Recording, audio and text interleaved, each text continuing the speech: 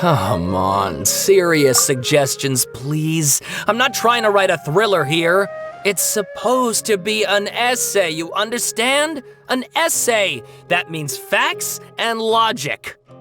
Well, if it's facts and logic you're after, you shot yourself in the foot with your choice of research topic, didn't you? The Tatara Suna mystery. When so much remains unexplained, there's little to be objective about. Unless, of course, you restrict yourself to textual criticism. Yeah, well, this is my teacher's area of research. I can't change that. But it's fascinating enough without having to sensationalize it, don't you think? The strange location, the missing details, a mysterious person. I want to write my essay on something interesting, and I'm interested in getting to the bottom of all this. That's the only reason I came to you. Yes, you came to me, so all the more reason to take my advice. The fact is, it's the dramatization that will make people want to read it. There's no getting around that. Okay, but... Did one of them just mention Tatara Suna? But that's all the way in Inazuma! Is it just Paimon, or is it kinda unusual for someone in Sumeru to want to write a paper about that? Everyone here's just going about their business. Maybe it really is just Paimon. Guess people here are free to research pretty much anything. Great! Let's go find out what this Tatara Suna mystery is all about.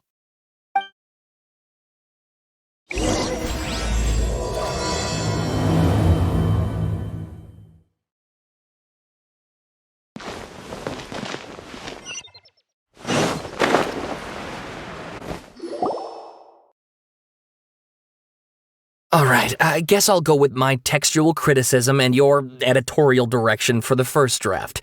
I have a feeling that the missing Kabuki Mono will end up being the main focus of this paper. If only we knew where to find that traveler. From what they say about her, this seems like the kind of thing she'd know about.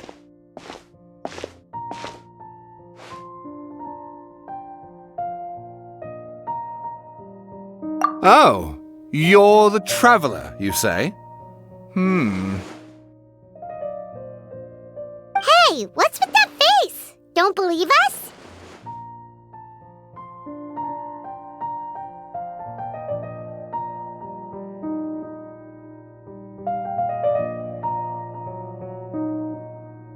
No, of course I believe you. Actually, I first heard about your great exploits when I was still in Inazuma. This is my first time coming face to face with you and your mysterious silver-haired companion. I couldn't believe my luck, and out of force of habit, I started, examining the evidence. Sorry. Sawada, for the love of... Sorry, we don't get out much, so our social skills are kinda lacking. Traveler, I hear you've helped many people a great deal and been to many places. Would you be able to tell us about Tatara Suna? Actually, we don't know much about that place either. In fact, we only came over here because we heard you talking about it and wanted to learn more. I see.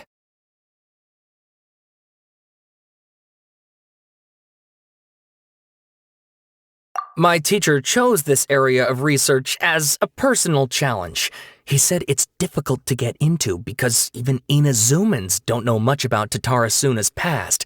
But who'd have thought that... If you don't mind, I'd love to show you all my outline for the book I'm writing about Tatara Suna.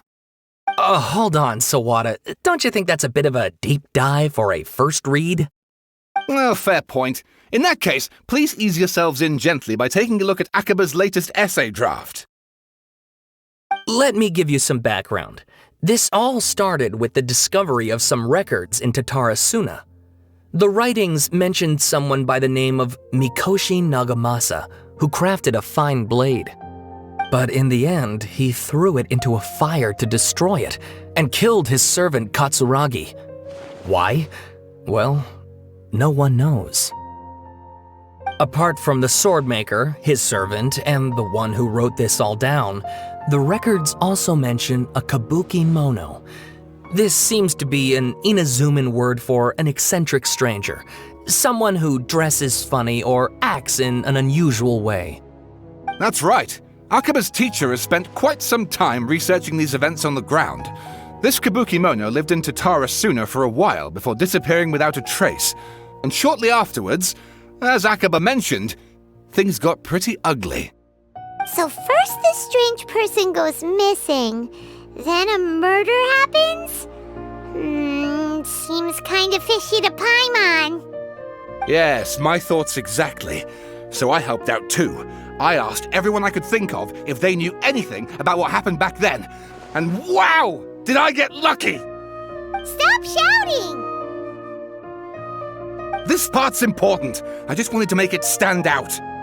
It just so happens that a friend of mine works at the Government Records Office. He looked into it for me, and I can now confirm that all the aforementioned individuals did, in fact, live in Inazuma over 400 years ago. Even back then, Tatarasuna was already at the center of Inazuma's smelting industry. The man in charge was a government official named Niwa. Curiously enough, it seems like he went missing too.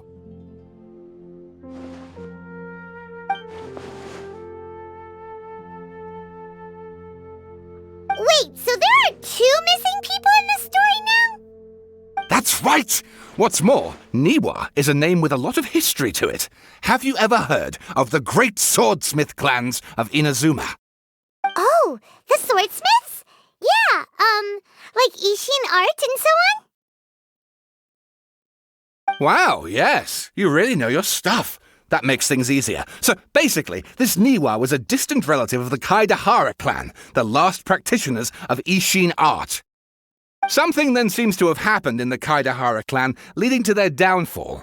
I don't know the details, but taken in light of everything else going on around that time, it makes you wonder whether it's all connected somehow. The Kaidahara clan? Sawada, you left out the biggest detail of all.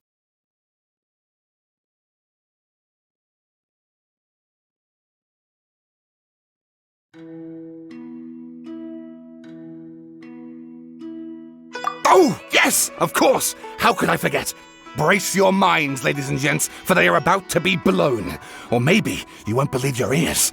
I wouldn't blame you, of course, because in all my years as a writer, this is by far the most. Get to the point, for Pete's sake. According to information acquired by Akaba's teacher, the Kabukimono was not a human, but a puppet.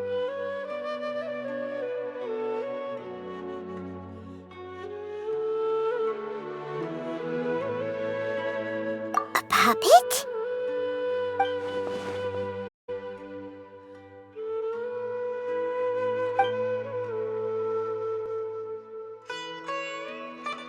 Aha!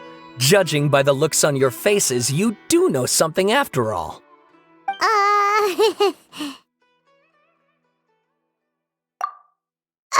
No! Paimon just meant, how creepy. The way you described it makes it sound like a ghost story. I agree, it does. But considering that non-human races in Inazuma are by no means uncommon, spooky events are to be expected, and that's exactly what my book is about. Please, take a look.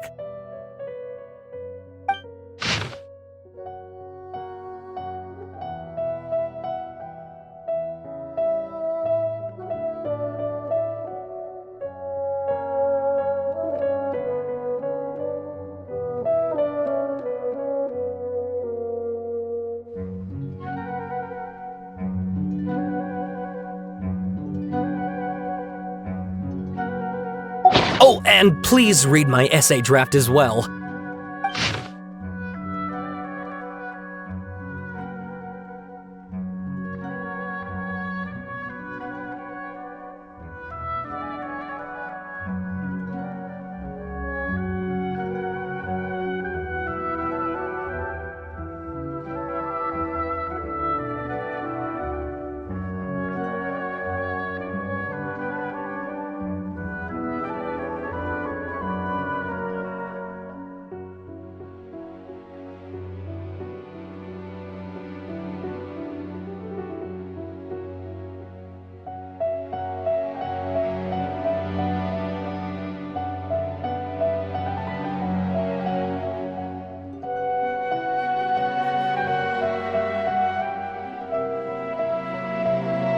Sawada was encouraging me to follow his more creative approach, but I think essays should be grounded in facts.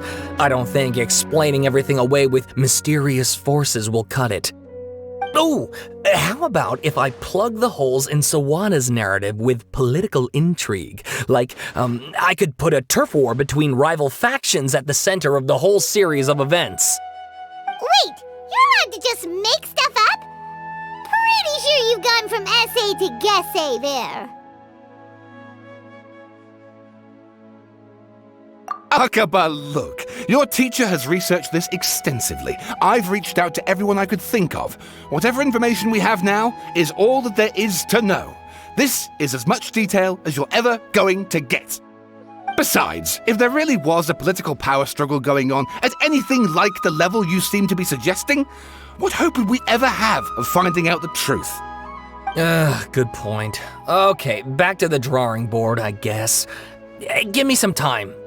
I need to find a new angle on this. We have some other stuff to do, so we'll have to say goodbye for now. Good luck with your essay! All right, thank you.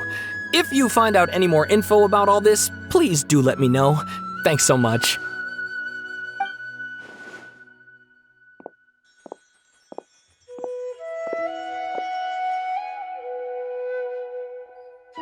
Hey, so that thing they were talking about, it has to do with the balladeer, doesn't it?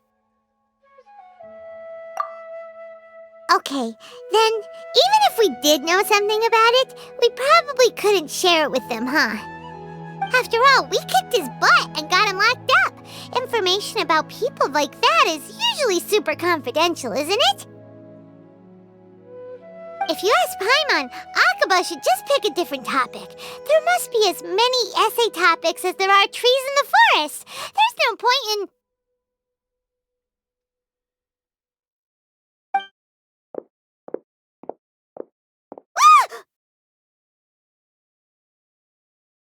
Hey, did you see that? He literally just went by, over there. It looked like... the balladeer! No, it can't have been. He got locked up. Oh, quick, let's catch up and see.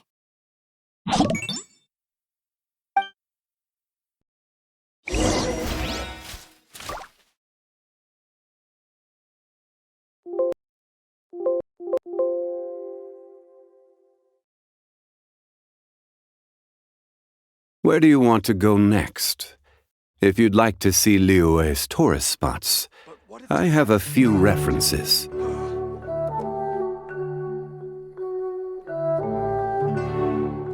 Osmanthus wine tastes the same as I remember. But where are those who share the memory?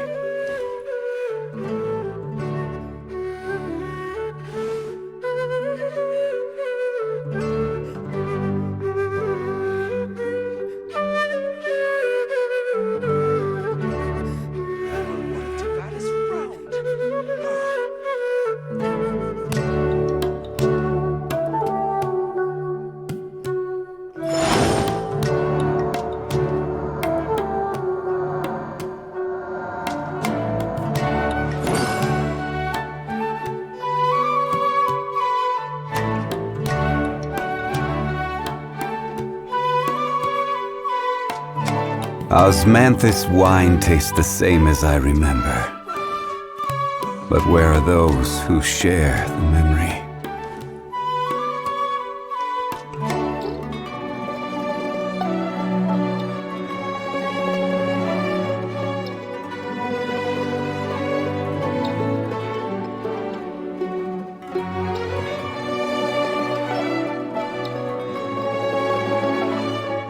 Boats are made for transferring commodities back and forth, and those that come across...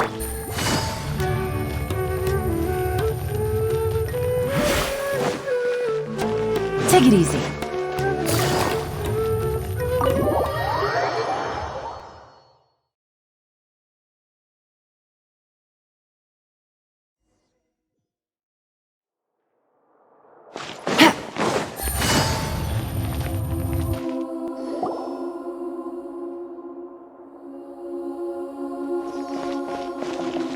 Traveler, Paimon, there you are.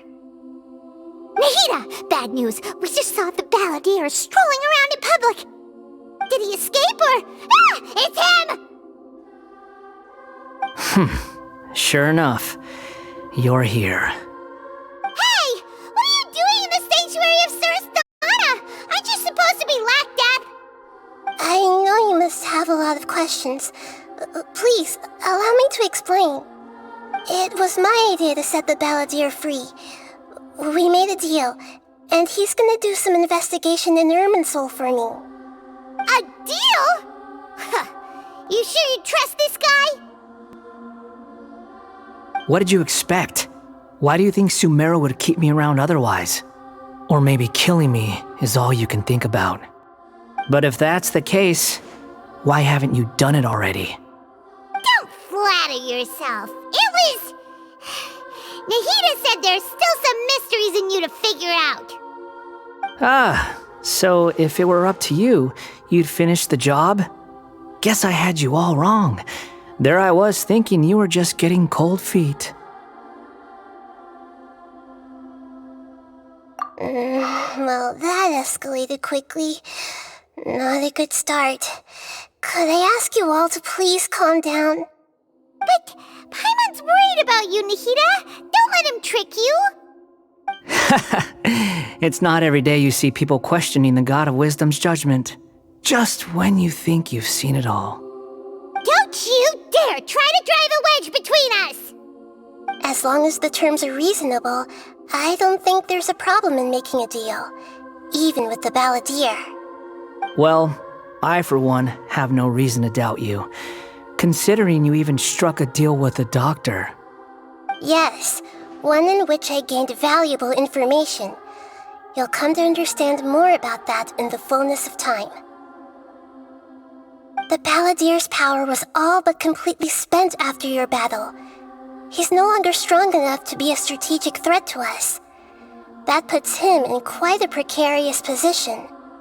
Plus, he's a former harbinger with knowledge of many of the Fatui's sensitive secrets. Being stuck here in Sumeru could make him a sitting duck, depending on how the Fatui plan to respond. Wait a second. Farmer? You mean he's not a harbinger anymore? I take no pleasure in saying this, but it seems as if the doctor had no intention of welcoming back a loser, so... Sometimes it's you using them, other times it's them using you. Most human relationships are this way. Certainly all the stable ones are. That's how it was between me and the Fatui, and also between each of the harbingers. So as long as you have some value to offer, nobody will ever abandon you. But after recent events, even I have to admit that I'm not worth quite what I used to be. Well, if the Fatui are gonna reevaluate my utility, I need to have a backup plan for myself. As we discussed, I don't like causing harm to living beings, and you said you need protection. So, why not join forces with us? I think these two have made their objection to that idea fairly clear, don't you? And they're your friends, so I guess you'll be siding with them. Yeah, obviously! Nahida, don't listen to him! Then let's put that discussion to the side for now. We still have time. Today can be a trial run. Where we go from here will depend on how well we manage to cooperate today. All right, then I'll do what we agreed. Good. Go now, and keep in touch. Nahida, are you serious about this? Yes. I have my reasons for this decision.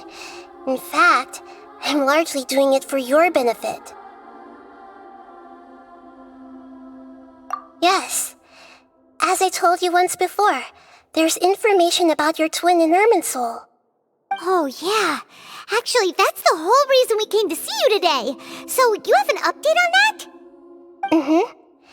You may remember me mentioning that the Fatui had not included your twin's details in the Descender category. This is an extremely important point. It's possible that the Fatui have other information that even I don't know about. And since the Balladeer used to be one of them, he'll be better acquainted with this information than I am. He was granted the power to connect with Irminsul when he almost became the god of a new era. Even though he no longer has the Gnosis, some traces of its power remain in him. He can still connect. The amount of information in Irminsul is vast beyond description. Sifting through all of it without knowing what to look for would take too long, even for me. So I asked the Balladeer to search in Irminsul for any information about the Descenders. He's more familiar with this kind of information, and should be able to find it more quickly. Exactly! Or what if...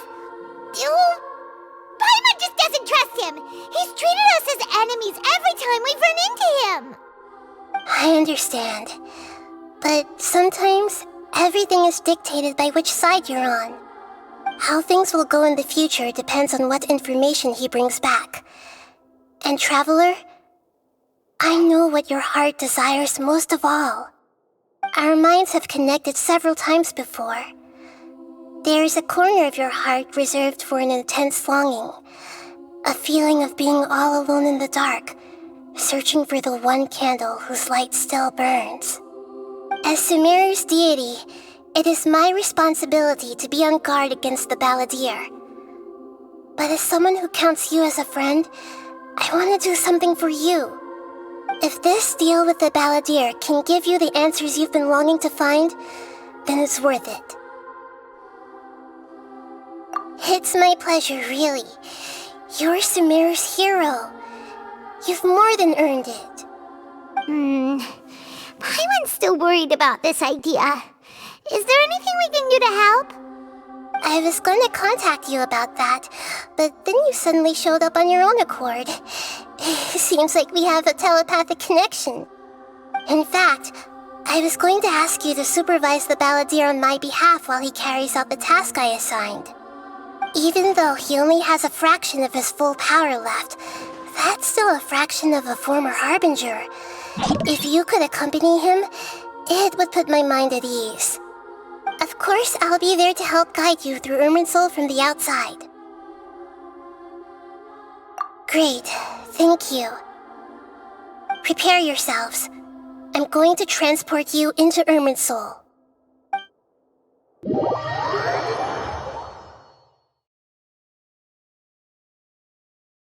Wow! It looks pretty different here compared to last time. The colors are gentler. Guess that must be because Sumeru's at peace now. Look at that. Hot on my heels. You know, you didn't have to cut your catch-up short just to keep me company. Oh, but I guess you panicked when you realized that I might enter Irminsul ahead of you.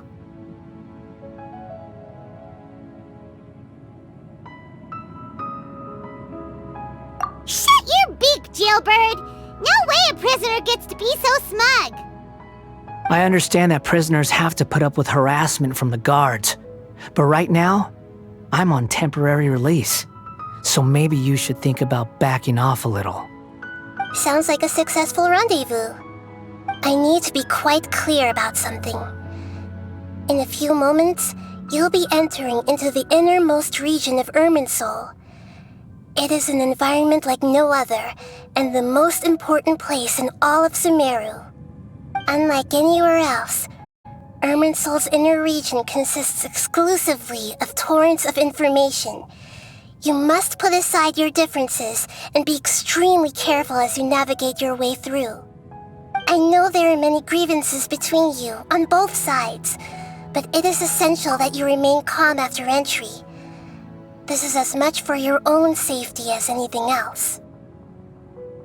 Fine, let's call it truce, but only until this mission's over. Let's cut each other a little slack, shall we? We are going to be traveling together after all. Per my agreement with Lesser Lord Kusanali, I'll be at the front. It's my job to lead the way and get rid of any obstacles in our path. All you have to do is keep your pretty eyes open and try not to fall behind. You sure are confident. Paimon will give you that. You make it sound like you're even more experienced at adventuring than us. If there are no further objections, I suggest we get going. Or did you need some time to mentally prepare yourselves? Ew! Ugh, the snark on this guy, it's unbearable.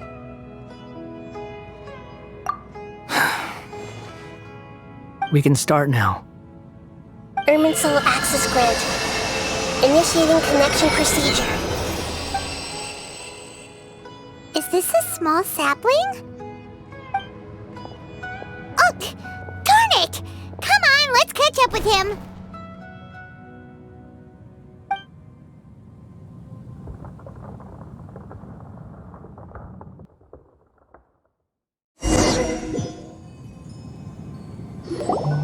Wow! So this is the inside of Irminsul. Ooh! Paimon's never seen anything like this. And it feels like a sacred place. Irminsul is closely intertwined with the entirety of Teyvat. Every bit of information flowing here means something. Pick your jaws up off the floor. It's time to go. Why is it that Paimon just wants to do the opposite of everything he says? Lesser Lord Kusanali, we will now proceed to the heart of Irminsul. Can you still sense where the heart of Irminsul is? Yes. Permission to begin searching for information there? Permission granted. Go ahead. Let's go. Stay close. Don't go running off.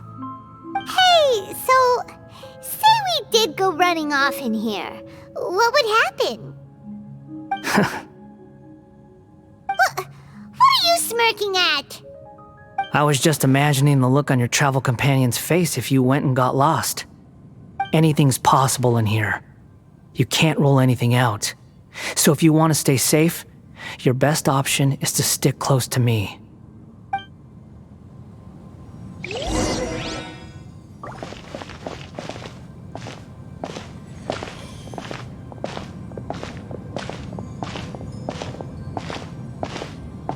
These sapling things have spread out. Those are all packets of information from inside Irminsul. Be careful not to touch them.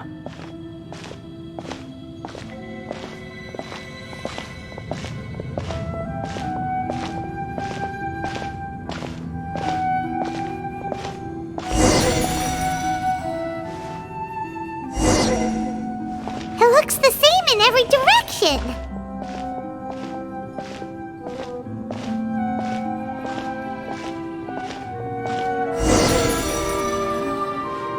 No wonder you mentioned about getting lost. Huh. What do you know? He was actually telling the truth. Is he mocking me again? What is it this time? There's a time and a place to lie, but this definitely isn't it. So why don't you relax your guard a little?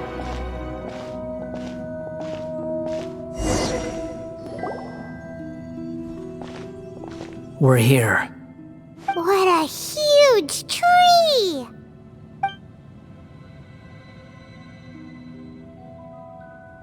Lesser Lord Kusanali, Good, you made it. Are you ready? ready when you are. Then please begin. Preparing to access cognitive currents. Establishing waypoint. The Balladier's actually doing what Nahida tells him. Guess he must want to stay alive.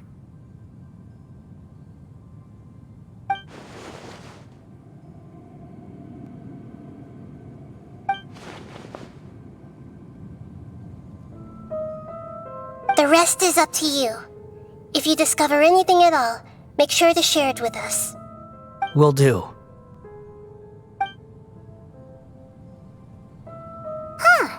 For once, we're the ones with nothing to do. Traveler, Paimon, would you like to talk?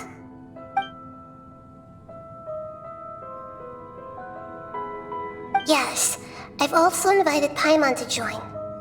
Huh? What the? We can talk to each other inside our heads?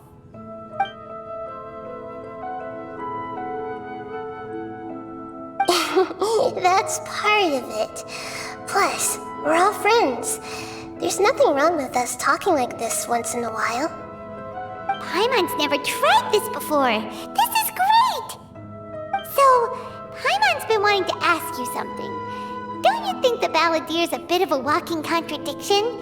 He's always talking back, but he seems to listen to what you say.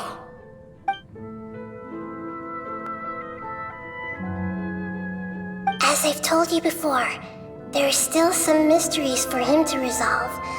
Things that are clear as day to me, but that he has yet to understand.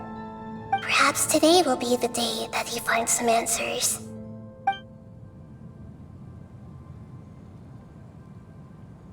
Well done. Smart and attentive as always.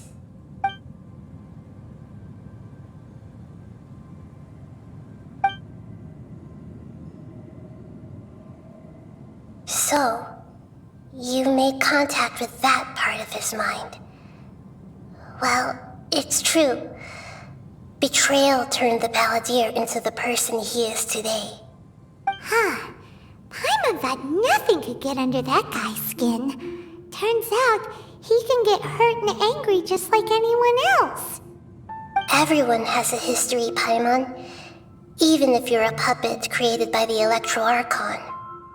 Speaking of puppets, we ran into two people at the Academia today talking about an essay. Turns out their topic was about the Tatarasuna incident. Nahida, do you know anything about that? If you mean the mysterious events, the Kabuki Mono and so on, yes. I know about all of that. Really? Because from what they were saying, it sounded like lots of Tatarasuna's history is still unexplained. And most of the information we have now is just from people filling the gaps with their imagination. At least that's what they thought.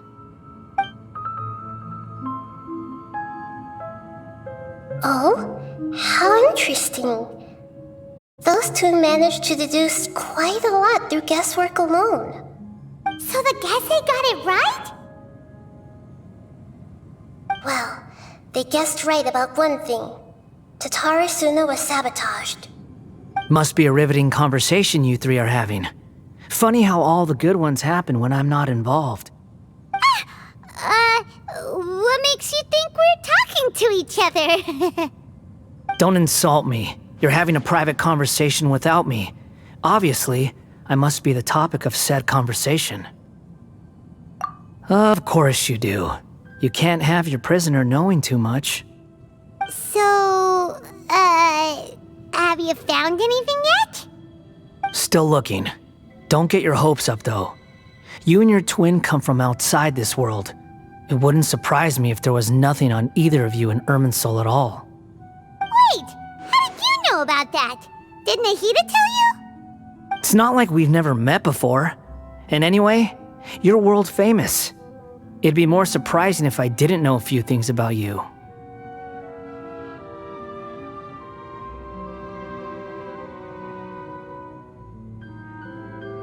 Right now, we have to keep the peace. I'm not interested in creating more misery for myself, and making cordial conversation is something I can manage. Huh? Wait. This light. It looks similar to those saplings. What could it be? Anonymous data. Hey, don't you forget the agreement! You have to share it with us! Shh. Just wait. Mr. Niwa, are you certain this is worth the risk? We are talking about Tatarasuna's furnace, after all. It may not pay to act rashly. There's no one else who can enter the furnace. It has to be me. Is that so? Well, since you insist. It's...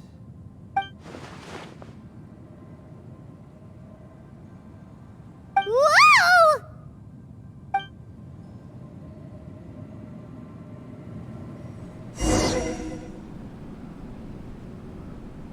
I have been in Tatarasuna for some time now. You have shown me great hospitality, as has Mikoshi Nagamasa, and indeed, everyone else. Under your leadership, Tatarasuna is a warm, welcoming place, like a giant village. People are gainfully employed, their lives have purpose. They are motivated. As I understand, the Raiden Shogun has, in recent years, eliminated much of the evil that plagued Inazuma. As for Tatarasuna, it was originally established as a means of safely disposing crystal marrow. The forging industry with crystal marrow as a raw material has since flourished, giving rise to generations of swordsmiths. Some world-renowned, others unknown, all passing on their legacy. Skills, blood, dreams. Every smith brought into this trade looks to find their purpose between steel and blade. That is why you accepted the proposal brought to you by myself and Akame. Yes, well, were it not for you coming to Inazuma and happening to make Akame's acquaintance, the two of you never would have joined forces. And he would be the first to admit that there's no way he could have revolutionized our forging process like this on his own. At least not on the same timescale. You allowed Akame to take all the credit for a method that you jointly developed. He sold it to me, and now every piece of ore here is smelted using the new technique. Even now, you remain one of Tatarasuna's key consultants, working right here alongside us. I believe it is you, sir, who are truly responsible for the changes in our manufacturing and forging methods. You flatter me. From the outset, I saw much that was commendable in the forging industry of Inazuma, and it has been my great honor to befriend you all. So you say, Escher. But is this really the truth? My good sir, what do you mean? I tried to resist thinking it was all connected, because I didn't want to speculate, and I didn't want to believe that things could turn out this way. What have we gained from adopting your new technology? Ominous black smoke? Mounting production problems? Worker fatigue and casualties are up and continuing to rise at an alarming rate. And recently, as you well know, someone died because of that strange filth inside the furnace. We've kept the truth from spreading outside, but still, I suspect you understand it better than I do. None of the people who went out to get help have come back. Now, our mutual friend, the Kabuki Mono, is taking the Golden Feather to Narukami Island to seek an audience with Shogun. This is our last hope. But that doesn't faze you, does it, Escher? Nothing does. Otherwise, why would you still be standing there with that smile on your face? I'm just surprised that you finally chose to be so sincere. I'm sure you've been harboring these suspicions for quite some time.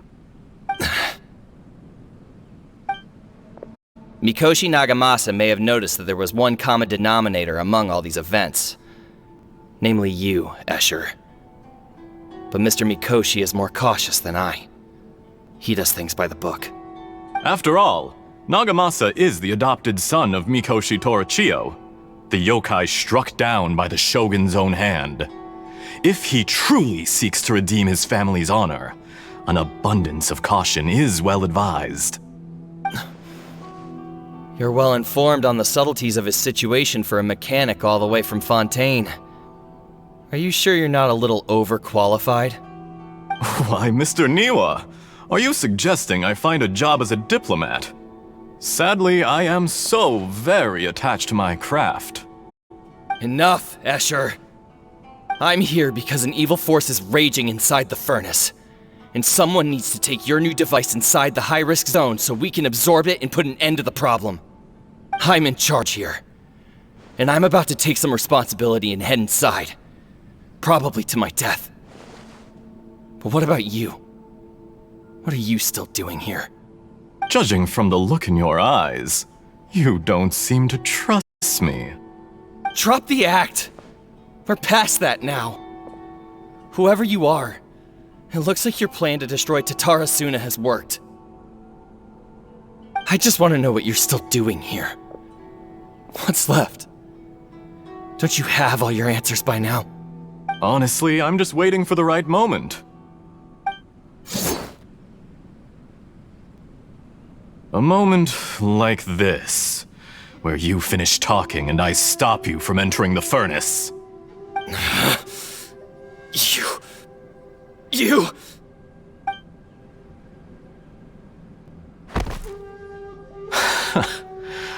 You're a little smarter than I initially gave you credit for. I thought I'd disguised myself exceptionally well, at least for the first few days. But to my surprise, you had your people look into my background right from the start.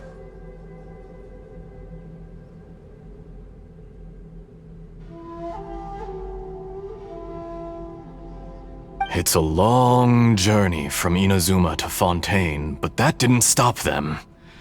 Eventually, they managed to confirm that Escher was an alias, and that I was not from Fontaine at all. And yet, despite all of that, you still fail to realize my true identity, and what I seek in Tatarasuna. Did you really think you would be able to see through my plan? If you kill me, there's no one who can get inside the furnace. So you're really going to destroy this place? Is that it? Oh, but you're quite wrong. There is one other person. Some may not see him as a person, but you told him yourself. You're not a puppet. You're a human. You're just missing a heart. Whoever you're working for won't get away with this. They'll be found out. But this makes no sense. What are you really trying to accomplish by all this? Why go to all this trouble? It's no trouble at all. Patience is a virtue which I have in abundance. This is all part of a carefully controlled experiment. If you must know, I'm happy to divulge my true identity. I'm a Fatui Harbinger. Call me the Doctor. The Fatui? Who? What do you want? Just to create a minor inconvenience for your nation. That's it? That's why you gave us your cursed technology? Just to let loose the evil energy from the crystal marrow? Look how even the righteous soul is filled with venom when faced with its demise. My device functions precisely as you say. It is the only chance you have of preventing a catastrophe and keeping the truth from the outside world. However, I did not make it with you in mind. It is easier for a person to be possessed by evil spirits when they are filled with hate. So give in to your fury. I want to see what happens when a malevolent heart is placed into an unsuspecting puppet. Make no mistake, even without you, that pure, innocent puppet would only end up being used by someone else instead. What other reason would a human have for befriending one who is not of our kind?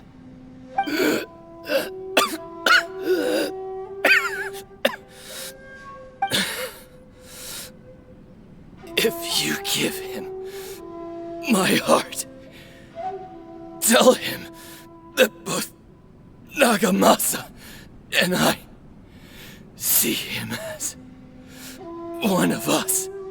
He has nothing to prove to anyone. Because not everyone just wants to use other people.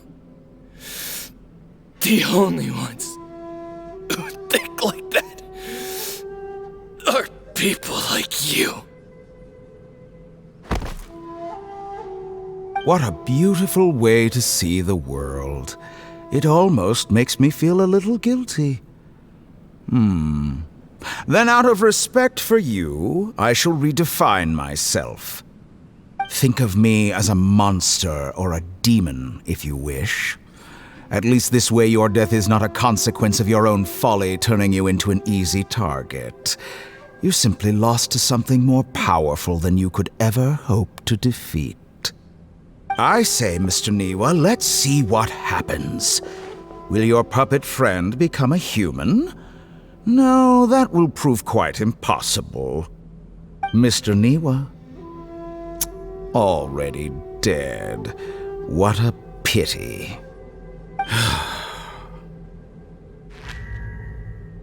Jester, I have completed the task you gave me, creating a gap and infiltrating Inazuma's inner workings.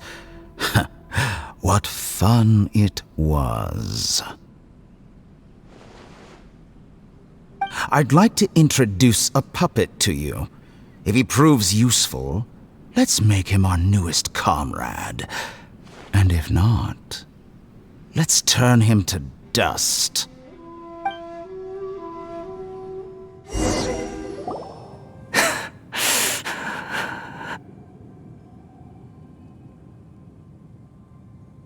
Hey, are you alright? Dottore?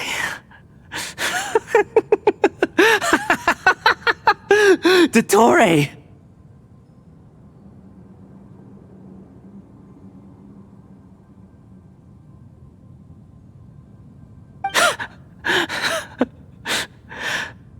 Good. Good. Was that the doctor? Did he turn into a mechanic from Fontaine? But why did we see things from his perspective? When I touched the doctor to confirm whether he'd eliminated all his segments, I read this memory in his mind. You have to admit, it must be the truth. Maybe so, but it means nothing. Does it? But this memory shows that Niwa didn't betray you. He never meant for you to be the one to take the device into the furnace. You know very well what that means, even more so than I.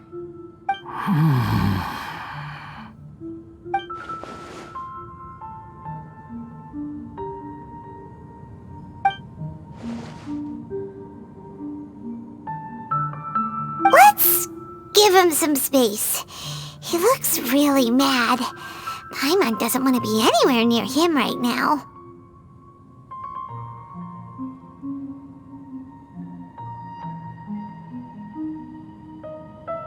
We need to give him some time to process his emotions. Paimon's still confused about the Tatarasuna incident. So, the doctor was behind it, but why has that gotten him so worked up? Nobody has ever deceived you like that, Paimon. It's natural that you find it difficult to understand. Perhaps he needed to learn this someday. So now you have the complete picture. Katsuragi took the kabuki mono to live with the people of Tatarasuna. Later, the doctor showed up, disguised as the mechanic from Fontaine. And that's when the trouble began. It was all a horrific experiment planned by the doctor. Everything he did was just to plant seeds of disaster in Inazuma that would bear fruit in the future. Of all the unwitting participants in the doctor's experiment, the balladeer became the main test subject. After the events you just saw in that memory, the doctor put Niwa's heart into the device and handed it to the balladeer.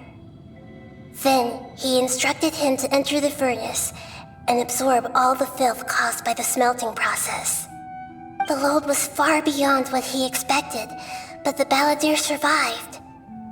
He left the furnace in sheer exhaustion and said to the mechanic, "This device seems to have protected me. What's in it?" The mechanic answered, "Niwa fled this place for fear of punishment, but he left you a gift. He said it's the one thing that you've been looking for." He took it straight from the chest of one of his innocent servants. The mechanic removed the withered heart from the device as he spoke. The balladeer was stunned that such unthinkable cruelty had brought him the thing he'd been longing for his entire life.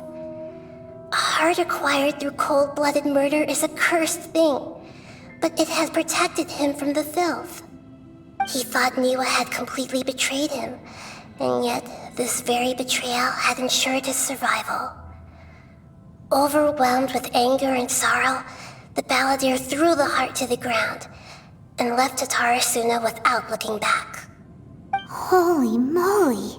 So the doctor killed an innocent man and pinned everything on the victim? That's terrible.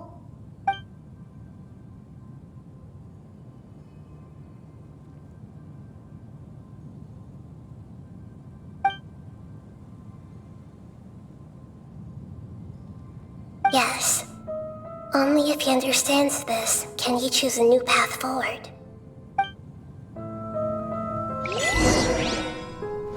Tori, you brazen-faced... Niwa didn't run from justice. You killed him.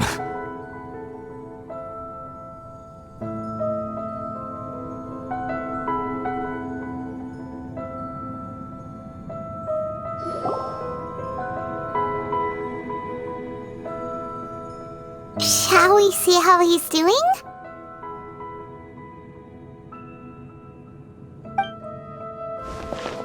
Hey, you alright? That's a scary expression. Are you worried about me? If we didn't have such a history, I'd almost think that qualifies me to be your friend.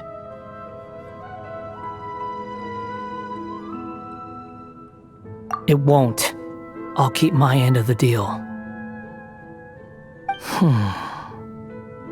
Hey, are you investigating the stuff we want to know about?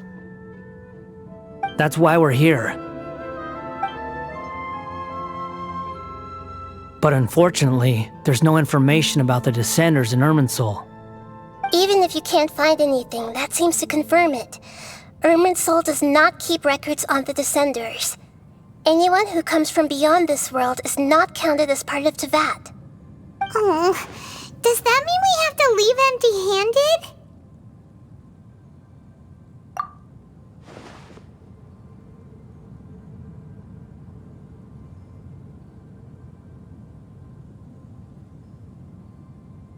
Don't thank me just yet.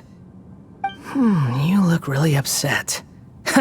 Well, since Irminsul was a dead end, I guess I can share some other info that might interest you. Huh? About what? The reason why there are records about your brother in Irminsul. It might have something to do with Conria. Apparently, Conria was his first destination when he arrived in this world. Plus, he only came to this world because the heavens responded to the summoning. The heavens responded? The Jester told me this himself. You can take his word on this. He was a royal mage in Conria, and lived with your brother for a time.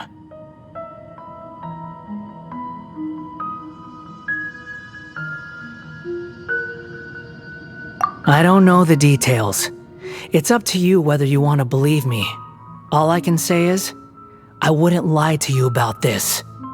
Did you get all that, Lesser Lord Kusanali? Yes. Astonishing news.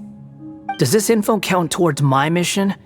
It wasn't from Irminsul, but was it valuable? Very valuable. Good. In that case, I'll take some time for myself now. Huh? What have you done? Lesser Lord Kusanali was right. My power's all but completely spent. Even if I use all of the divine power left in me, I can't sustain this shield for very long. I shared a secret with you, and now you owe me. So in return, I'd like you to answer a question for me.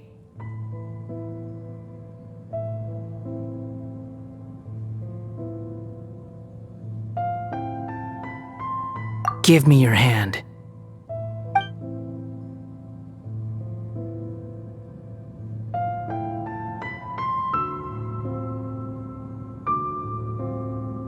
Can you hear my voice inside your head?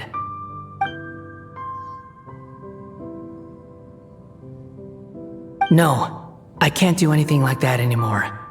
At most, all I can do is exchange a few words with you. So tell me, in this world, is it possible to change the past?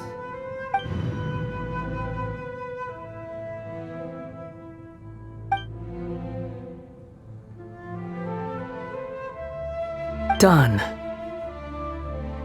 Huh? What the? What happened? Paimon only saw you hold hands for a second. Nothing. I was just thanking her for helping me.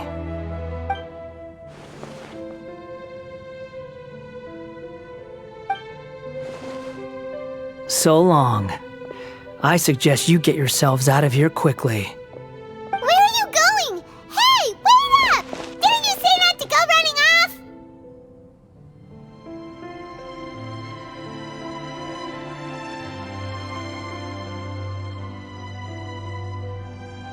Fast reaction time. But I don't think we'll be seeing each other again.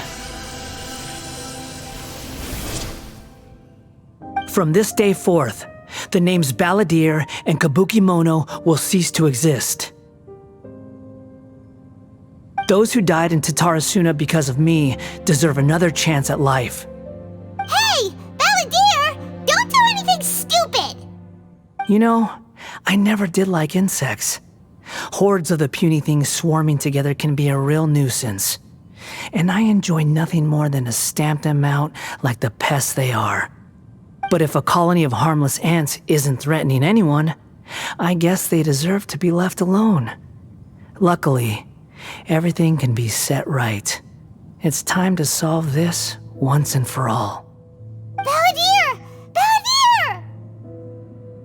Uh-oh, he disappeared. Come on, we gotta find him somehow.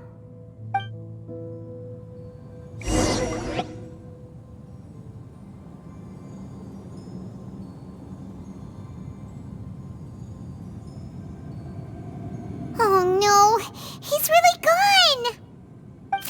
Oh, can you hear me? Nahida! Traveler, Paimon, Balladeer, what happened just now? I was suddenly cut off by some kind of power. It was the Balladeer's fault. He shut you out!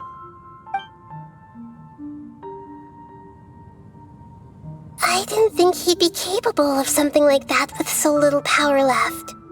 Did he keep some of his power hidden when he was defeated? Or did he achieve something beyond his abilities, and it took everything he had? Where the heck did he go? Ugh, it's all our fault. We were supposed to keep an eye on him. Sorry, Nahida. Don't be. It's not your fault. Please, let me handle this from here, even though I'm not sure I can solve it. We're running out of time. Follow my lead and get out of Irminsul as soon as possible.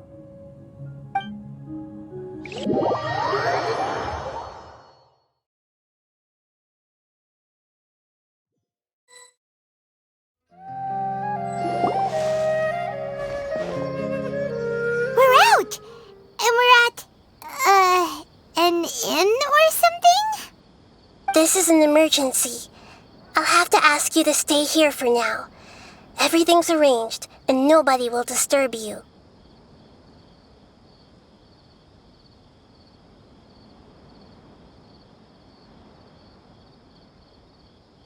I'm sorry, but this isn't something I need your help with. Leave this one to me. An emergency? How bad is it? Nahida, will you be okay? Don't worry. If my assessment is correct, though there may be some minor disturbances, it won't lead to a disaster. Please rest and recover your strength here until I say it's safe. Her voice has gone. Paimon can't shake the feeling that something really big has happened. What do you think the Balladeer meant? And why did he suddenly grab onto you before?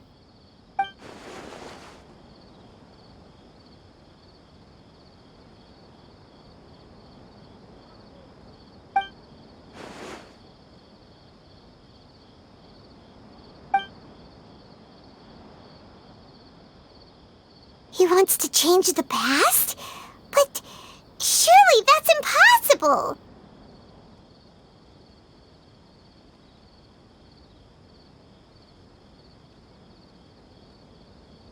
Right! You can't just rewrite history! All that stuff happened already in real life! It's like, imagine Paimon drank all the water in this inn. Even if no one was there to see it, Paimon would sure as heck remember drinking it!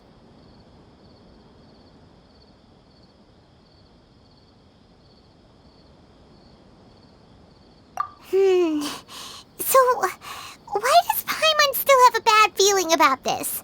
Paimon can't help but feel scared about what he might do. Oh, Paimon's so confused.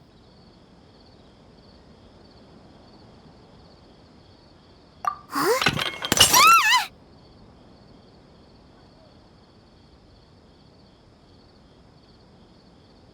Sorry, Paimon accidentally... It's the Balladier's fault for causing Paimon all this mental stress. But erasing yourself from history? It's unthinkable. Is that really possible in Irminsul? Uh-oh. Paimon's head is overheating from trying to understand what he's up to. And it's still not working. Ugh. Paimon's had it with that little brat. He's been nothing but trouble ever since we met him. There's no way he'll actually succeed, right? Otherwise, won't everyone who's connected to him be affected too?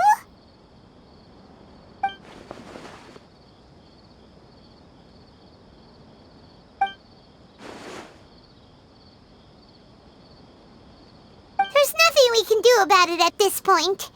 Hey, have you got any ideas on what we should do next? Seems like now there's nothing left for us to do but to go to sleep. But Paimon's still so worried. Paimon won't be able to sleep a wink tonight.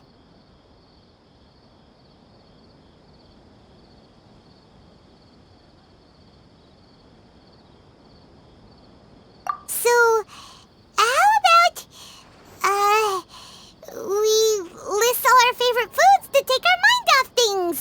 Heck, if that doesn't work, Paimon's probably gonna collapse of anxiety here. Alright, Paimon will start. First dish. Munstack grilled fish. Oh, and chicken mushroom skewers. Tea break pancakes, cream stew, sauteed matsutake, and Dragon chili chicken, almond tofu, satisfying salad. Also, Adeptus Temptation, golden shrimp balls, triple layered consomme, lotus seed and bird egg soup, and...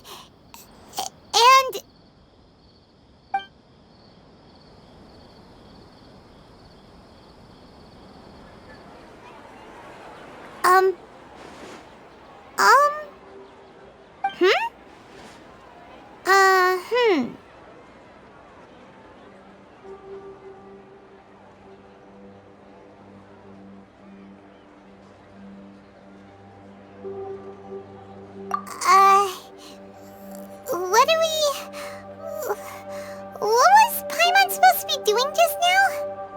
Paimon was, talking? Huh.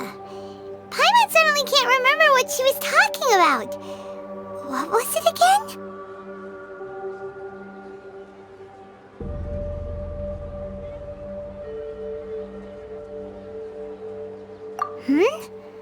The Balladeer?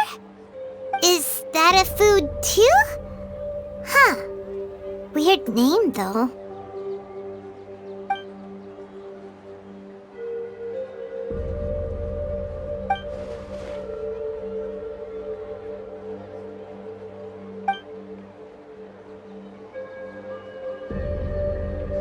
What's wrong?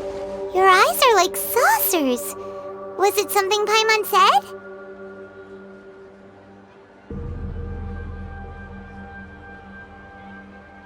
So, the Balladeer.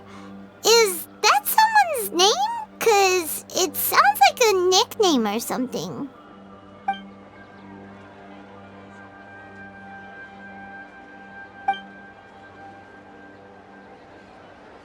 Hmm?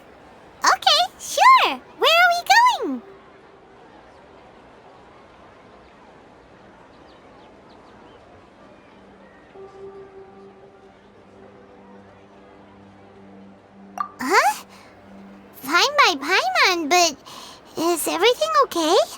You're acting like this is an emergency.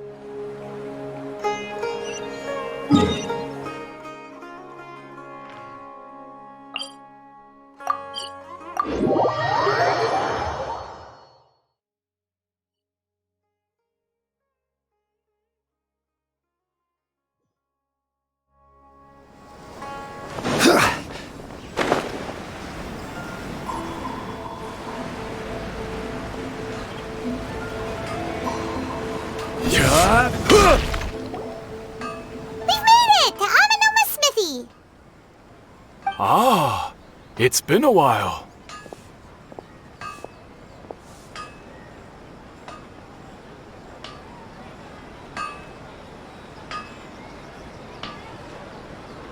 Of course. Go ahead.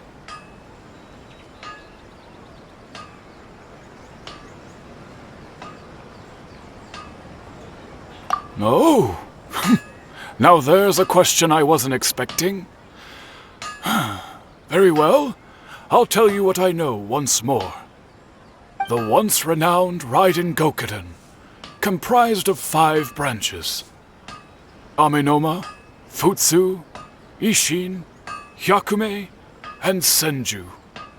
The art of forging practiced by these 5 clans was first taught to them personally by the almighty Shogun. Over time, the 5 branches diverged from one another as generations of bladesmiths honed and perfected their craft until they became 5 distinct traditions. Most of the great swordsmith clans of old have since fallen into decline, and for a long time, only the Amenoma branch kept its art alive. But fortunately, Kaedehara Kazuha recently returned to Inazuma and took up the mantle of the Ishin art. Now, 2 clans remain of the original Gokuden 5. If my memory serves me right, you yourself were present when he forged the Ishin blade. Oh yeah, we were! Paimon remembers that now. We learned a bit about the decline of the Raiden Gokuden then too. It seems like such a shame.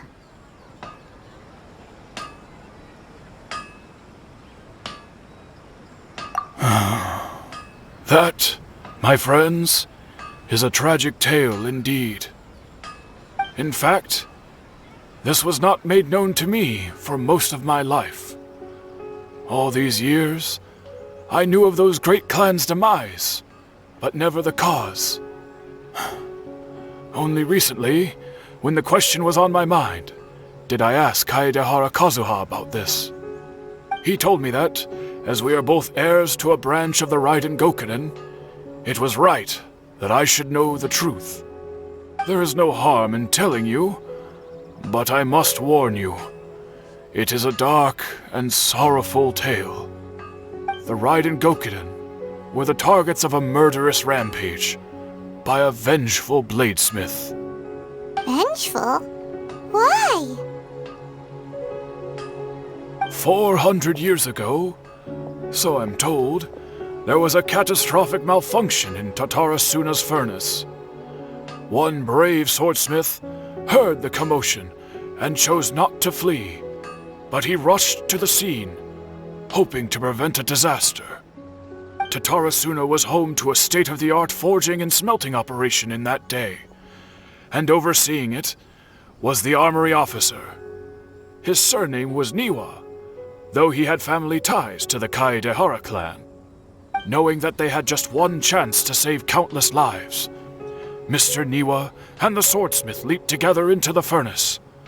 The furnace quickly stabilized, but neither of them made it out. The smith's death, though heroic, dealt a devastating blow to his family's fortunes. His orphan son was left to fend for himself, and grew up deeply resentful at the world. In his heart, the whole of Inazuma was culpable in his tragedy. He hated the almighty Shogun for her apparent indifference towards his father's death, and he hated everyone who had done nothing to try and save him. Powerless and destitute, the only legacy he had to pass on to his children was his hatred. Generation after generation bore this grudge, living in utter misery. Alas, if only the story could have ended there. But 100 years ago, the then head of this family reached the end of his wits. He could bear their fate no longer, and yet he could do nothing to change it. Finally, he made a drastic decision to take revenge on the Raiden Gokuden. In doing so, he sought to vent his pent up anger and shake the very foundations of Inazuma's forging industry. In his fury, he murdered indiscriminately, killing even bladesmiths from the Hyakume clan which he belonged to. His goal was absolute, the devastation of all of the Raiden Gokuden. But when he came to the Kaedehara and Kamisato clans, his killing spree came to an abrupt end. He failed to catch them unawares. They fought back fiercely, and they did not spare his life. That is why the Kaedehara clan and their Ishin art survived that day. I suppose they were the lucky ones, under the dire circumstances.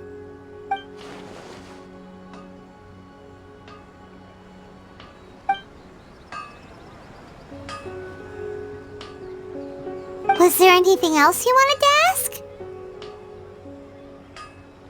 Kazuha? Why, yes. Just yesterday, in fact. We spoke for a while over some tea. He seemed well.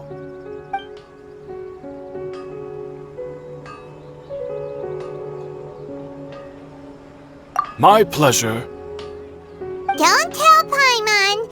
There are other places you want to visit too, right? Your expression says it all. You can't hide anything from Paimon. On to the next stop. Lead the way, traveler. Paimon will be right behind you.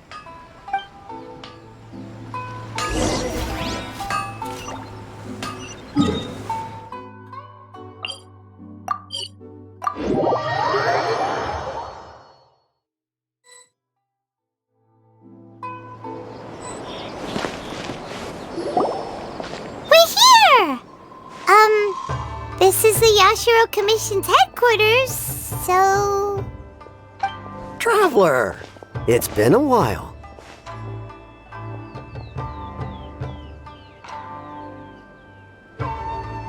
If you're looking for the Commissioner and Miss Kamisato, I'm afraid your timing is unfortunate.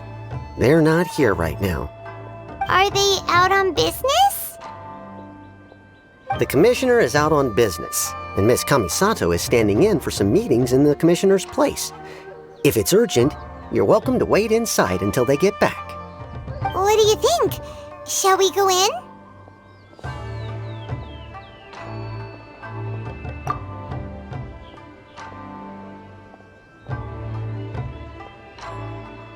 If it were anyone else, I couldn't allow it. But seeing as you're so close with the Commissioner and Miss Kamisato, I think it should be okay. We'll be heading in then. Thanks!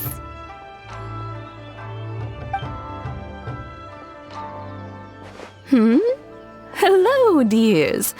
Is there something you want to say?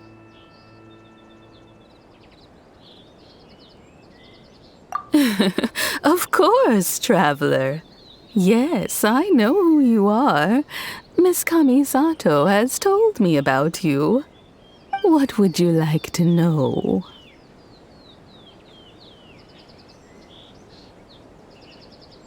Oh, they're both very well indeed. Lately, Miss Kamisato has been rather busy attending all kinds of meetings and occasionally paying visits to some local organizations on the Commissioner's behalf.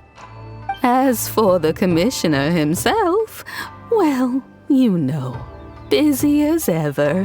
That much hasn't changed. Although he does seem to be in a rather good mood these days.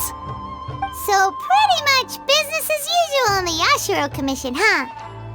Very much so.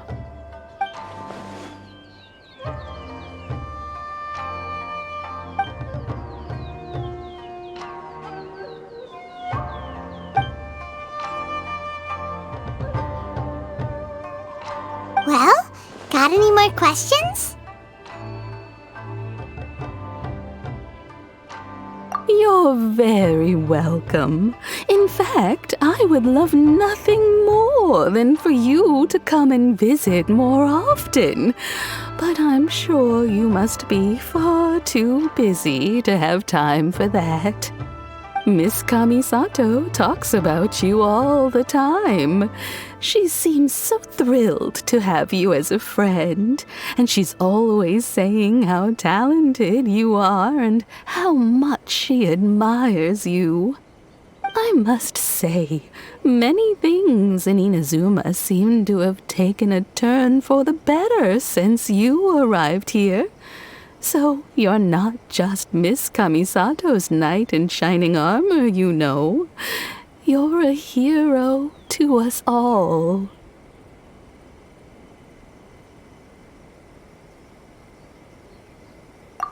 I mean it. Whenever the commissioner dines at home, Toma always joins him. I always find myself at my most relaxed when I'm serving the two of them and listening to them chat away. The commissioner has such a busy schedule that he doesn't always have the chance to take his meals at home, but given the opportunity, he always prefers to dine here. They say it's because Toma's a much better chef than most. Oh, the commissioner is so fond of home comforts. They get to talking about you sometimes too, you know. Always with a very fond tone. The way one would talk about dear old friends around whom one can truly be themselves. Miss Kamisato occasionally joins them as well. Whenever the whole family gets together and they start talking about people they've met and experiences they've had, you always get a mention. It's been many years now since the late Mr. and Mrs. Kamisato passed away. Much has happened in the Kamisato clan in that time. As someone who is old and gray enough to have watched their son and daughter grow up, it makes me so happy to see them meet a dependable friend whose company they enjoy so much. So, in the future, if you ever do have the time, please know you are always very welcome at the Yashiro Commission headquarters. There will always be at least one old lady who would be delighted to have the pleasure of your company. Wonderful. Thank you. Paimon likes it here too. Also, you were saying something about the food here being really great.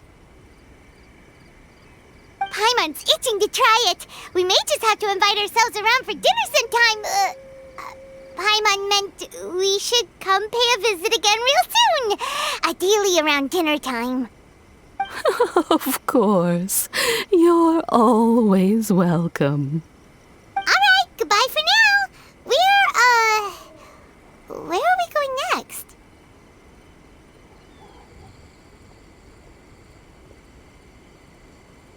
Great! Goodbye, ma'am! Don't worry, we'll see ourselves out. All right, then. Take care now. Hope to see you soon. Oh, are you two leaving already? Yep, everything's taken care of now. Don't worry. Very well. Safe travels. Goodbye.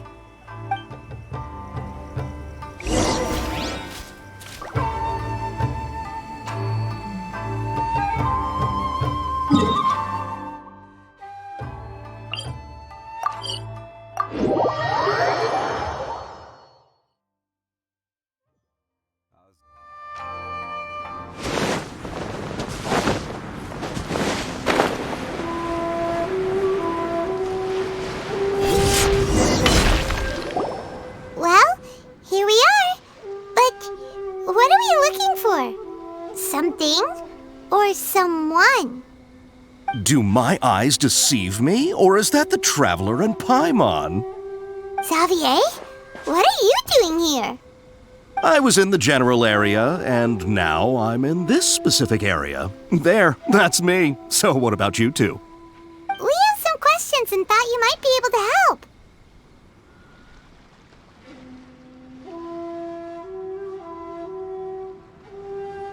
Certainly do. I've researched the furnace here in some depth. If there's anything you want to know, just ask away.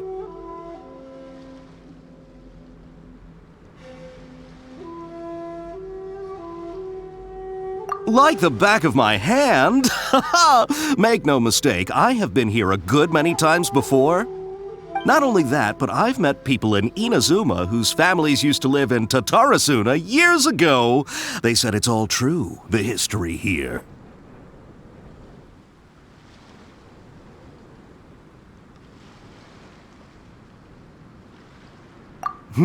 Oh, well, it's a long story, don't you know? The tale of Tatarasuna starts a long time ago.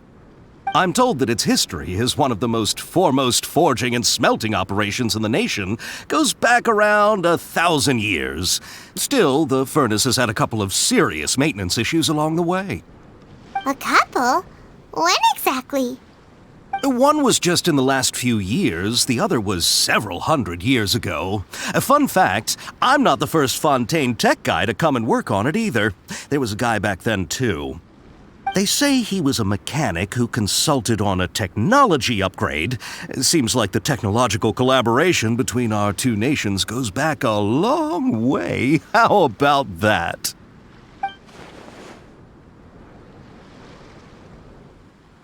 Hey, weren't you gonna ask Xavier something about Tatarasuna? Come on, ask already. Oh, I didn't realize you two were here for a history lesson. Me neither. Paimon doesn't know what's gotten into this one today.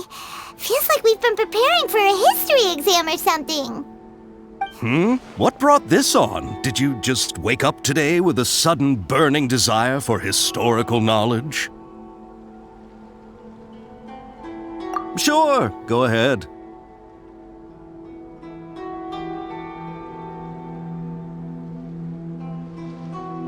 A kabuki mono? No, I can't say that I have. I do know the word, Inazuman for those eccentric types who always go around dressed to the nines. Just the sort of person that I'd like to meet, actually. But sadly, I've never had the pleasure, nor have I come across anything to do with a kabuki mono where Tatarasuna is concerned.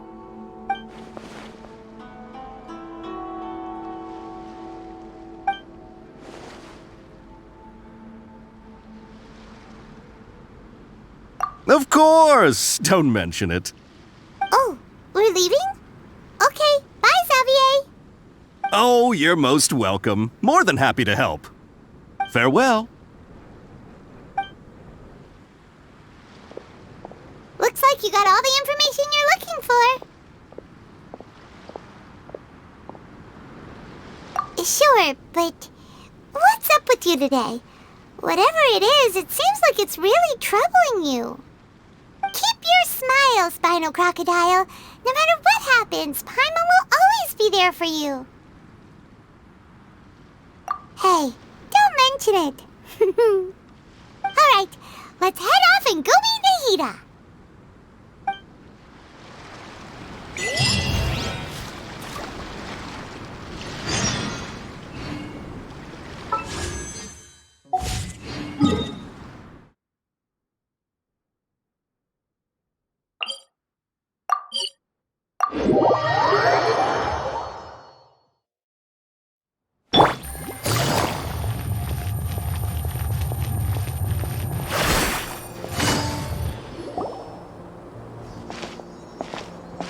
Hey, it's them!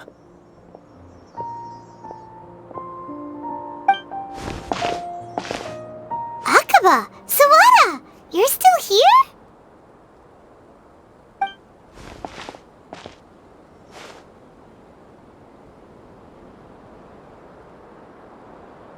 Indeed we are! If you have a moment, we'd love for you to join us once more. We have time. What do you want to talk to us about? It's the same topic we discussed last time. Obviously. Still looking for more info about Tatarasuna, huh? Should we join them?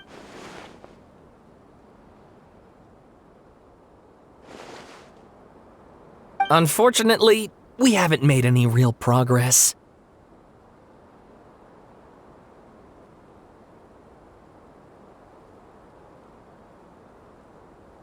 Huh? Oh, of course.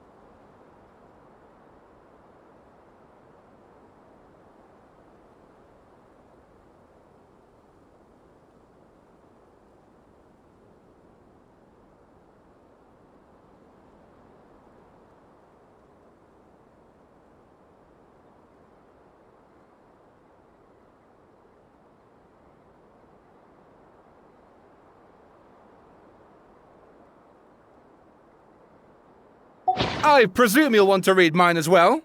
Here.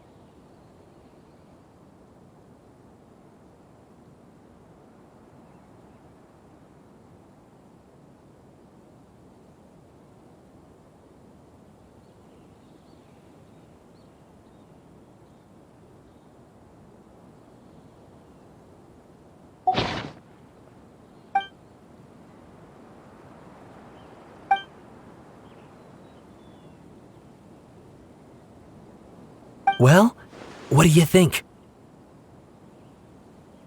Hey, Traveler. Remember how last time Akaba was saying how he wished he could gather more information about all this? Well, we just got back from Inazuma. So how about we tell them what we learned? What did you find out? Something big? It's a long story.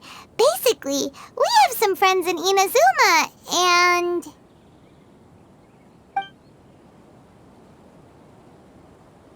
Wow, so many new details. Thank you so much for sharing that with us. Well, well, so it all comes down to one man's desire for revenge. Huh. You heard this from a member of the Aminoma clan, you say? Then I guess it must be true. Ugh. So there's no ghost story here after all. This new information actually lends further credence to my hypothesis. Evidently, swordsmiths were seen as having an incredibly prestigious role in society those days, to the extent that harming them was conceived of, at least by the perpetrator, as a way of exacting revenge against those in power. Yes, okay, point taken, you were right. But that doesn't mean I can't carry on with my novel. And they're back at it. These guys are really into this. Oh, so sorry. Look at us, prattling on about our projects and ignoring you. Thank you so much for the information.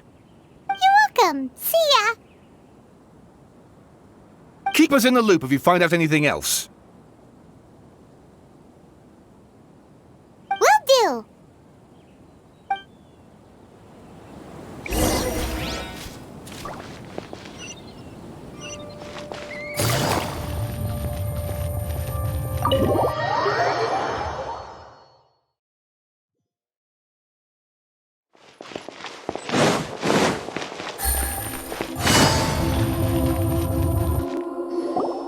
Nahida, we're here! Traveler, Paimon, how have you been? Ugh, where to start? Paimon hasn't had a moment's rest this whole time. That night, we ended up chatting and chatting until suddenly the sun was up. And then she decided she wanted to go to Inazuma.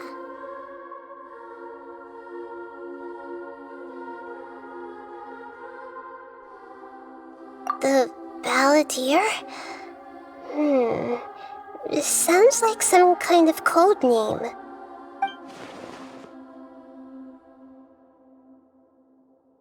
You look troubled. Is there something you need to tell me?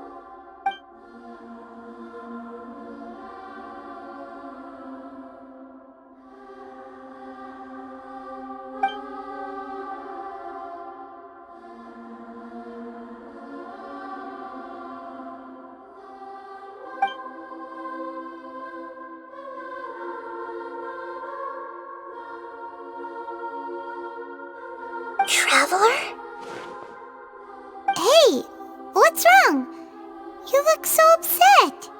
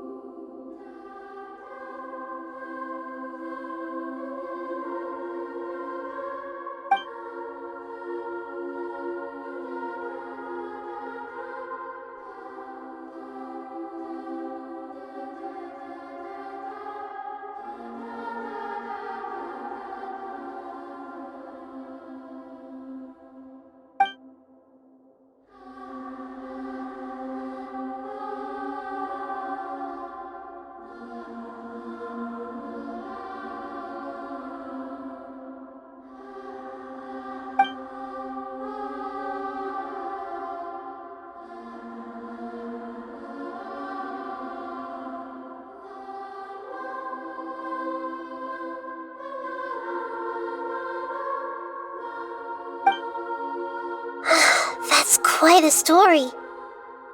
So, this puppet known as the Balladeer erased himself from Irminsul, hoping that he could change the past. But how was he even able to do that? As the traveler said, he very nearly became Sumeru's deity. Admittedly, I remember it a little differently. I don't recall finding anyone inside the machine after we defeated it. Nevertheless, it does make sense. If someone were to successfully erase themselves from Irminsul, the world would change to reflect the new reality. So, you believe this person really existed, and we just don't remember him because... well, because he literally changed the world? Yes. Theoretically speaking, it is possible to do this. But I'm struggling to imagine the kind of person who would dare go through with it. The traveler comes from a world beyond Tevat. That's why there's no information about her in Irminsul, and it also explains why any changes to Irminsul wouldn't affect her. So if there's anyone in the world capable of retaining memories from a past that has been rewritten, it's you. It's quite incredible when you think about it. Paimon's having a hard time understanding this Balladeer guy's motivations. Why did he do it? I can only make inferences based on the information we've been given. As for what kind of person he was, only you remember that.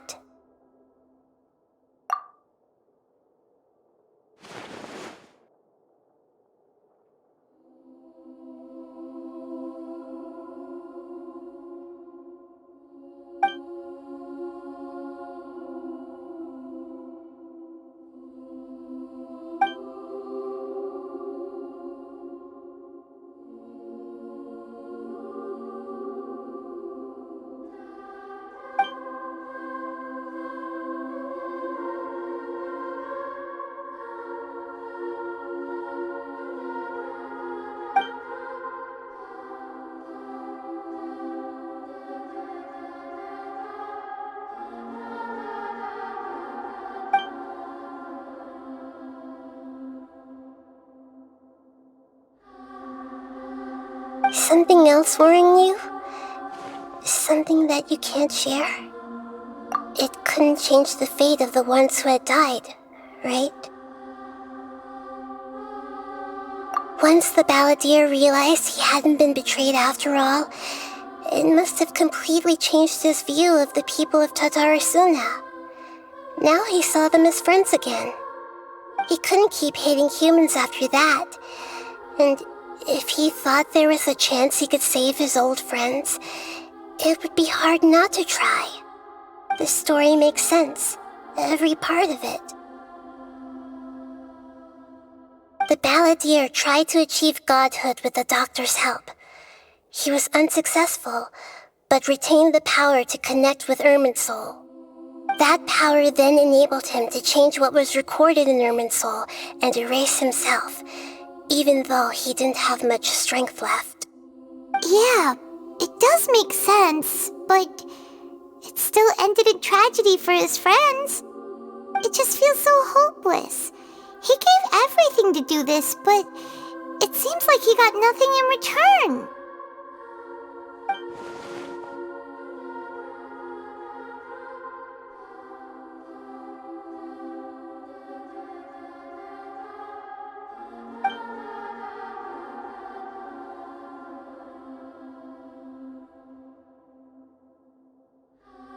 Please wait a moment. I want to check something. Found it. This should be the one. It turns out that I have a strange way of confirming everything she has told us. What is it? A record from a personal collection. It was tucked away in a corner. You should take a look.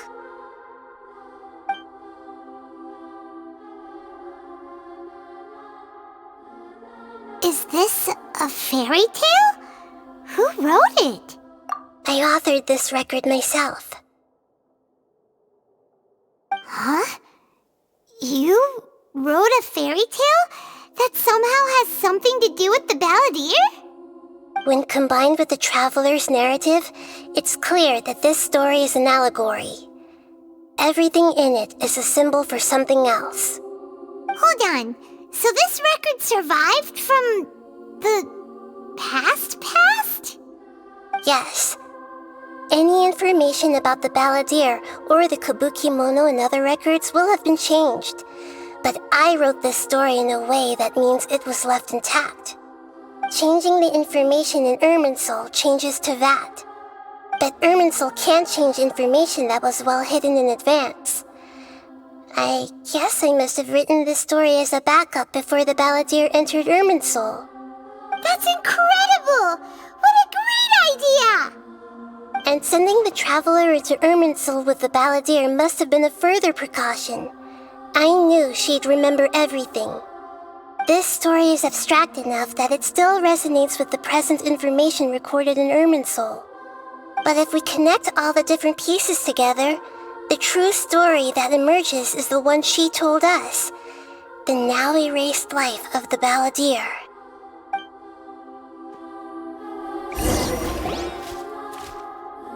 There was once a lone monster draped in fox fur. The monster found a family of foxes, joined them, and they became friends. The monster lived with the family day and night, and everyone treated it as one of their own. Once in a while, the monster would take off its fox fur at night and lament to itself as it gazed at its reflection in the water. I am a monstrosity, yet they are too foolish to see it. I pity them. But the monster soon found solace when another came to live among the foxes who was not their kin. A kitten, carved from the wood of a white tree who had been abandoned by the humans. The kitten too wished to become a fox, but its tail was too slender and it could not grow a coat of richly colored fur. Yet when the other foxes saw this, they spoke words of comfort to the kitten. Even without a tail and fur like ours, you are still one of us. Furious at this happy resolution, the monster lit a fire on the mountain. The terrified animals panicked as the fire spread. The only way to extinguish the flames was to make a sacrifice. A gray fox stood up and addressed the monster. It said, "You are the cleverest among us. Surely you can help us find a way to solve this." The monster smiled, led the fox toward the fire, and murdered it. The gray fox's heart was turned into a beautiful drop of water, clear, spotless, and pure. The monster gave the heart of water to the kitten, telling him, "The foxes have decided. You are the one who must be sacrificed. Take this, quench the flames, and die for your fox kin." The fire was extinguished, but the kitten lived. It left that side of the mountain and found a little bird who had a broken wing. The two promised they would spend their whole lives together, but the little bird did not have long left to live. It passed away soon after. After burying the bird, the kitten left the mountain for good. Never again would it cherish a single creature nor a single blade of grass that stood on that mountain. The kitten spent the nights wandering aimlessly, gnashing its teeth at the moon. How it wished to swallow the moon and devour the moonlight. If the world could only return to darkness, then it would finally be peaceful and content. I will become the new moon, the answer to everything. Then, no one will know that there were once birds, foxes, and cats in this world. And no one can know that they were different.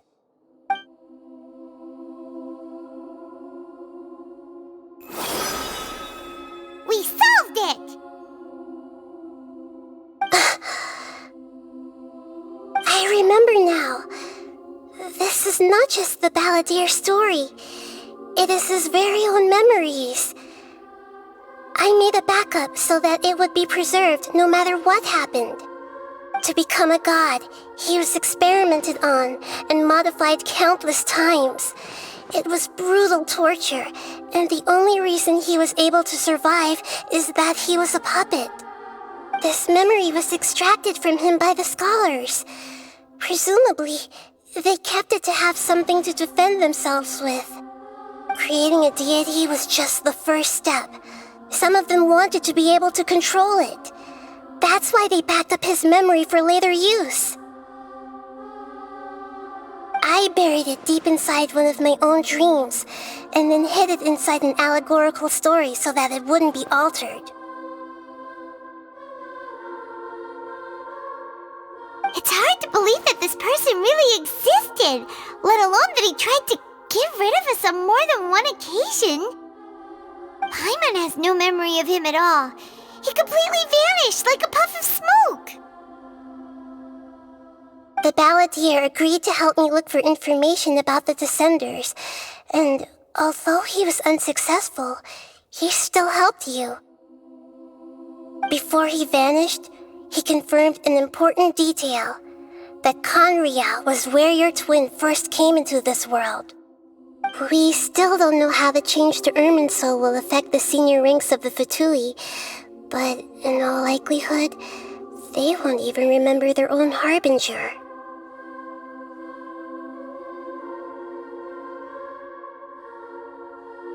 It sounds like Paimon wouldn't like this guy a whole lot if he was still around.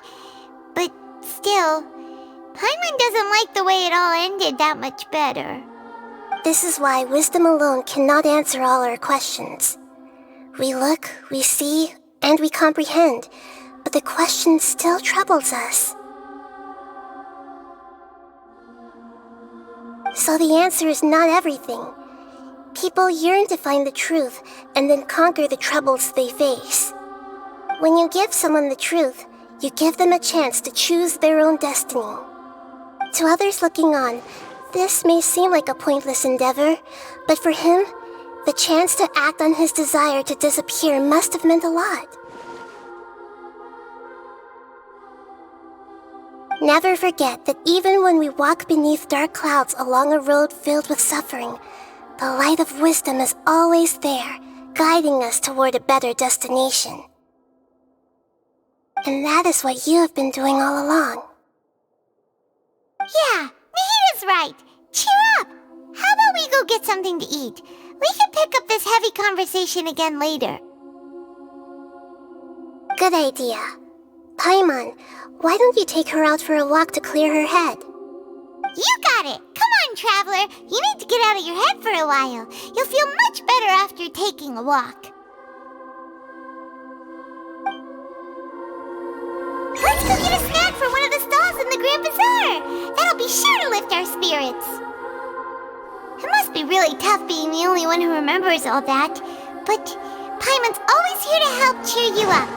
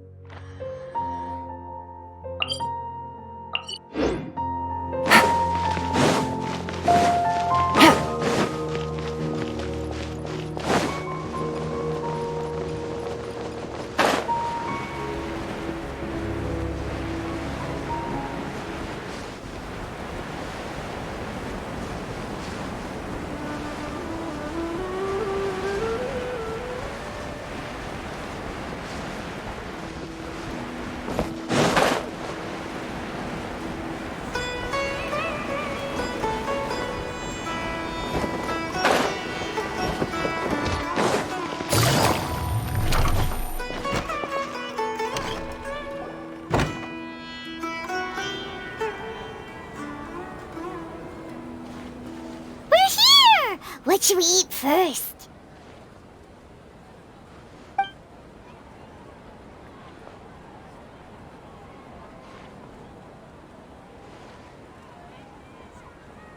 Hey, are you gonna answer or what?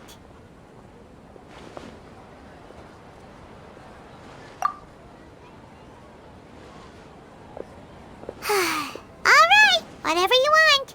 Well, Paimon will be right here when you figured stuff out. Then we can get something to eat.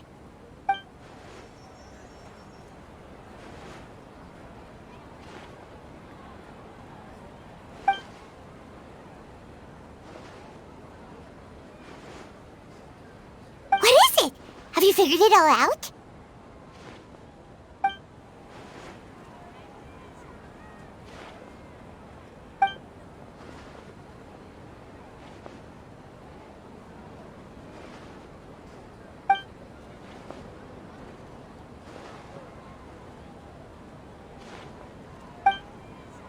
Why'd you jump up all of a sudden?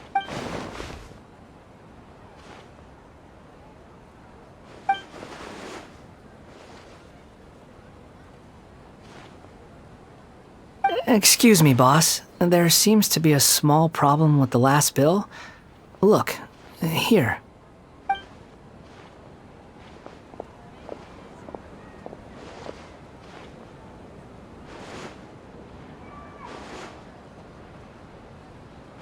Hey! Hey, wait! You mean me? No, not you. That kid! Didn't you see? Little rascal grabbed my last 2 fresh Sunsettias and ran off. Look, if you're gonna help out here, you can't keep spacing out, okay? What is it? Work's too boring for you? Or has the big city got too many distractions? I wasn't paying close enough attention. Sorry, boss. I think you're right. Maybe it's the city. It's so exciting. It can be hard to focus. Who's that guy? You know him or something?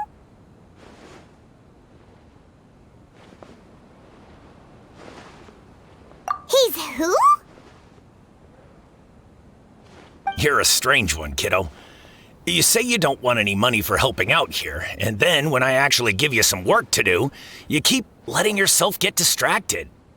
I don't want to take advantage, so I'm happy to pay you what I'd pay anyone else. But if you keep acting like this, pretty soon I won't be able to afford to. No, please. I mean it. You don't need to pay me anything. I'm just so thankful you agreed to take on an outsider like me. You're welcome, I guess. But I got bigger things to worry about. Look, we're all out of Sunsettias, and I promised the lady down the street I'd deliver a fruit bowl this evening. Leave it to me. I'll find some more. Just a moment. I'll be right back. Stop. I'm gonna level with you, kiddo. I've never met a worker who said they didn't want a wage before. And at first, I got greedy. Couldn't believe my luck. But I figured you'd start asking for something in return eventually. You don't want money. You don't take days off. And in your free time, all I see you do is wander around, taking in the sights. Are you a drifter or something? That's right, I am. We can talk more about that later. First, let me get those fruits you needed. Sunsettias, was it? I'll be right back. Hey, what do we do now?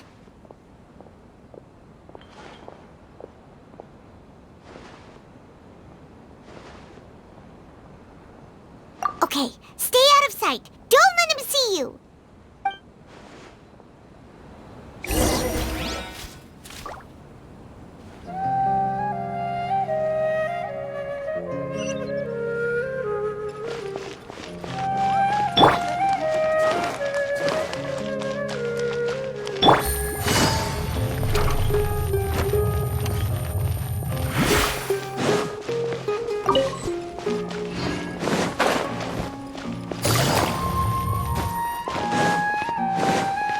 Take it easy.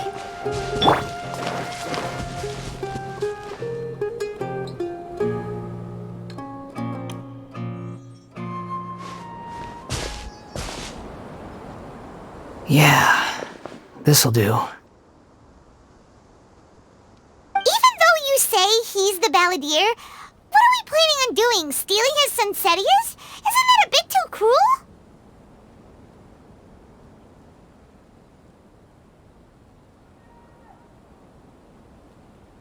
Oh, all right. This should be enough. Guess I should wash them before I take them back.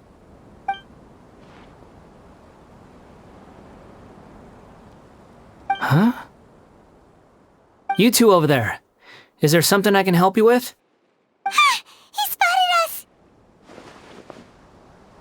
You've been following me all the way from the city. I'd have to be blind not to notice.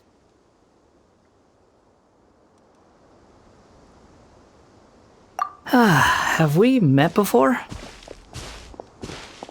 No, we haven't met. But you know me? I have no recollection. Are you absolutely sure? Sorry, but I just can't take your word for it.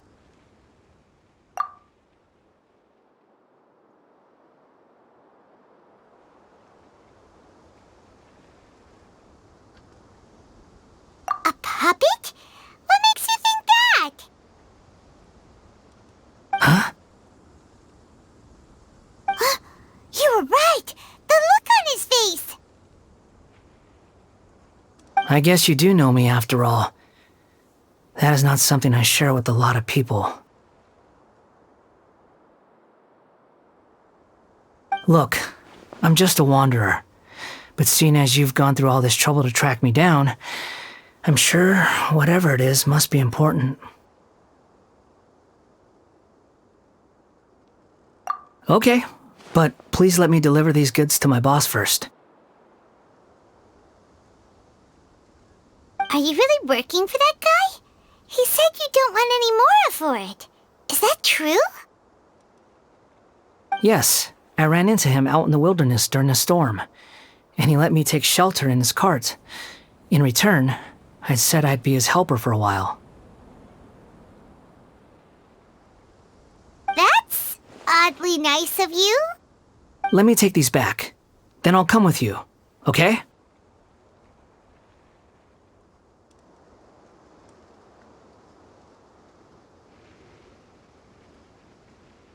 Then let's return to the city.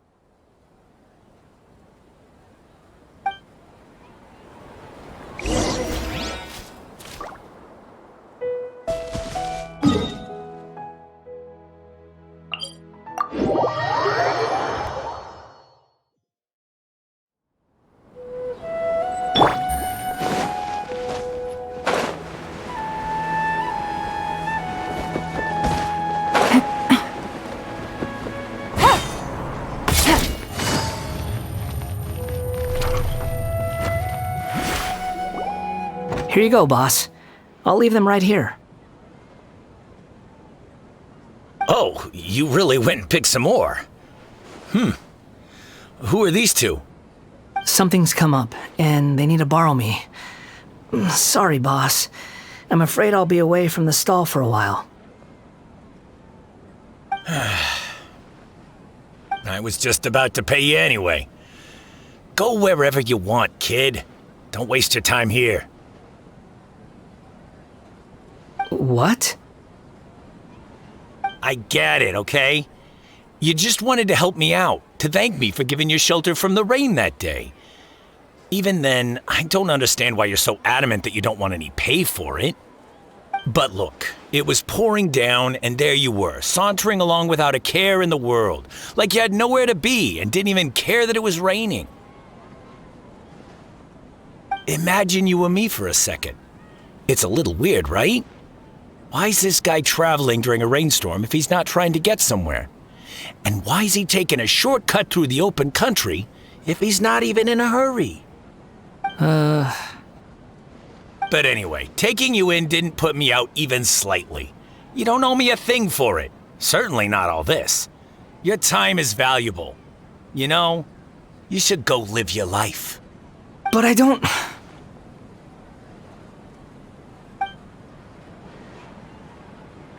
No, you're right.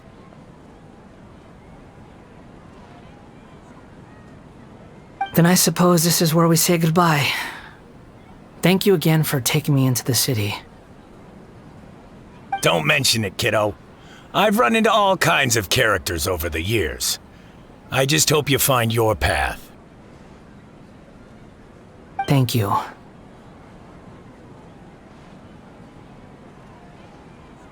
All right, done. Thanks for waiting for me. We can go now.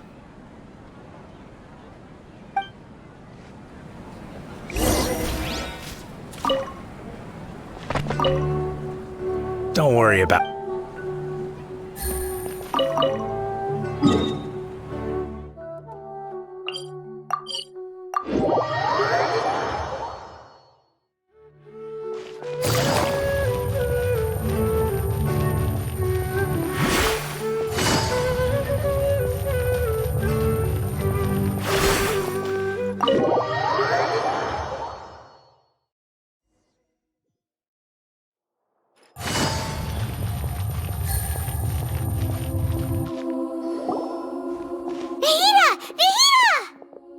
What's wrong? Huh? Are you? Hello. I do apologize for the sudden intrusion. We found this guy in the street, but he doesn't seem to remember anything. So, yeah, quite an eventful walk.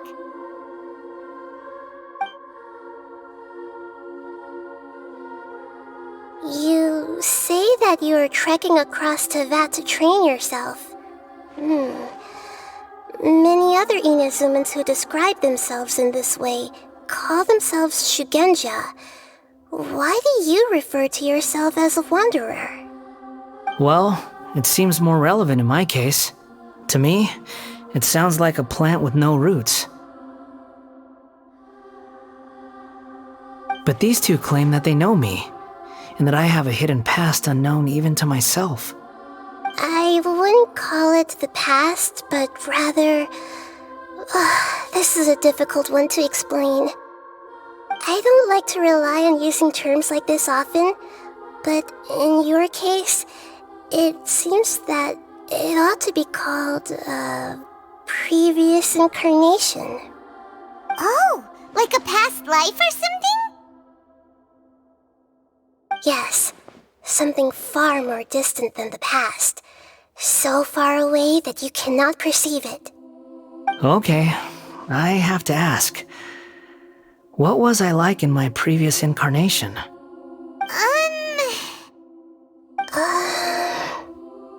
Oh, okay. I see. You want to tell me, but you can't bring yourselves to say it. Looks like I didn't have the most wonderful existence in my previous incarnation.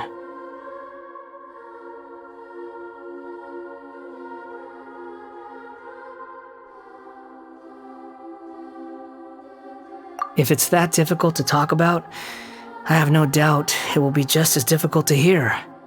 But I'll be able to handle it. Please, tell me the truth.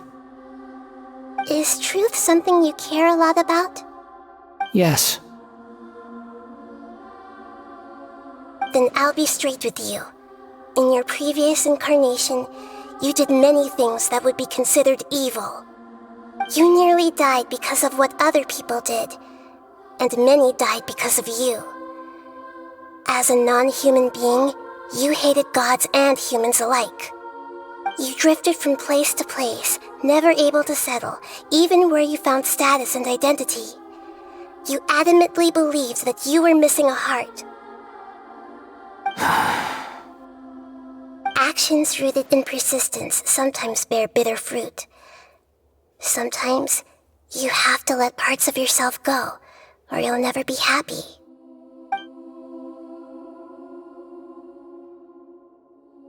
I gave everything I had, but it barely changed history at all. In terms of the outcome alone, that's true. I don't think I can judge everything I've heard purely in terms of right and wrong. Each choice a person makes belongs to a specific place and time, a chain of cause and effect, a cycle of karma and consequence. That is the nature of truth.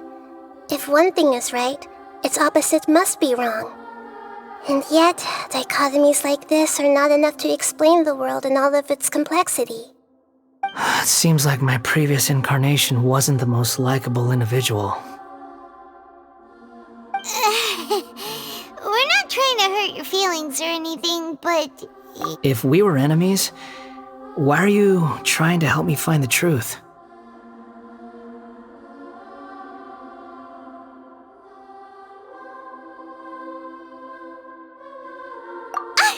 This is so frustrating! This guy's supposed to be our arch-enemy, but now he's just some random stranger we met on the street! He's got so much to answer for, but we can't make him talk because he doesn't remember anything. What a weird situation. Lesser Lord Kusanali, as the God of Wisdom, I trust that everything you told me must be true. Yes, it's all true. I can even show you the memories themselves, if you're willing. Please, I want to see them for myself. I want to experience my own transgressions. Even though it will cause your present self great mental anguish? I'm just a puppet, with no heart and no name. There is nothing in this world for me to cling to fill the void within me. Except maybe these sins that can never be undone. Very well. As you wish. Wait, shouldn't we go with him? This one's kind of on us for bringing him here. Don't worry. Whatever danger I might face, it's my burden to bear. Traveler, could I ask you to supervise him on my behalf?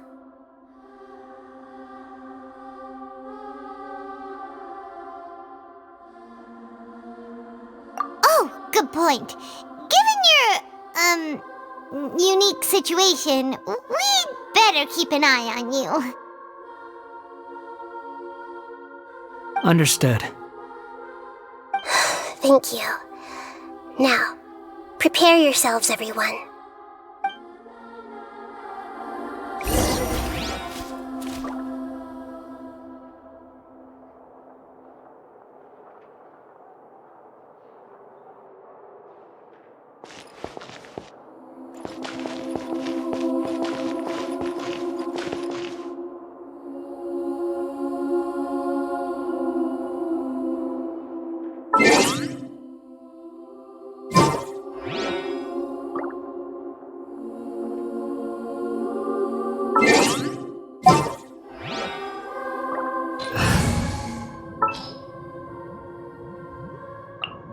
Ready for a rehearsal?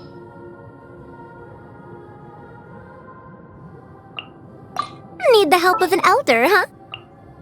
You called?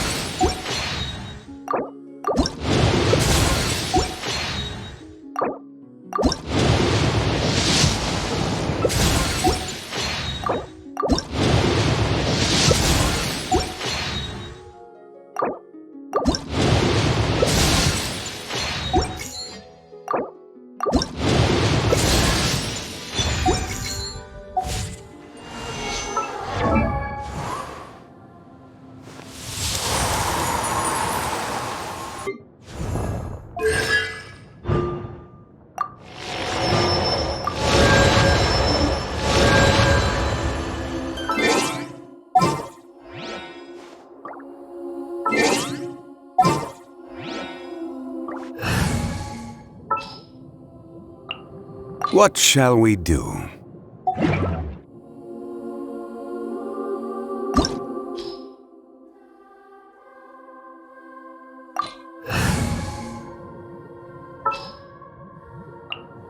Let's go get ourselves some answers. Time to broaden the horizons.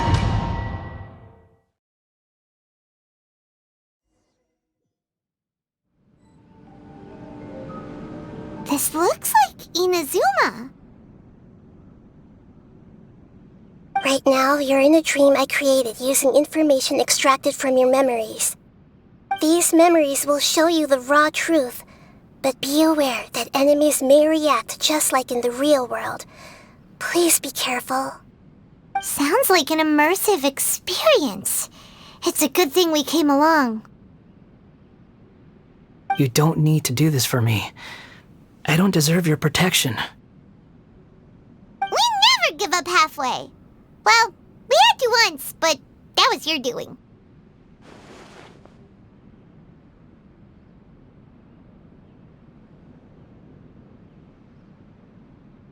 All right. Thanks. Wanderer, this is the Shake Pavilion. In your Balladeer incarnation, this is where the Electro Archon placed you after your creation. You had a great many memories here. Is that because this is kind of like his birthplace? You could say that, in a sense. You'll see why shortly. I hear footsteps. This place is huge. I can't believe the landslide didn't fill it in. I wonder who built it. The Crystal Marrow Miners? No, there's no way. Look at this exquisite construction work, and so well preserved, too. No mining crew would be capable of this. There's someone passed out on the ground. Who are you? You're awake. What happened? How'd you get stuck here? Are you injured? Huh. Not a scratch. And these fine clothes. Who are you? This man is Katsuragi, deputy to Torichiyo's adopted son, Mikoshi Nagamasa. He found the Balladeer in Shake Pavilion and took him back to Tatarasuna.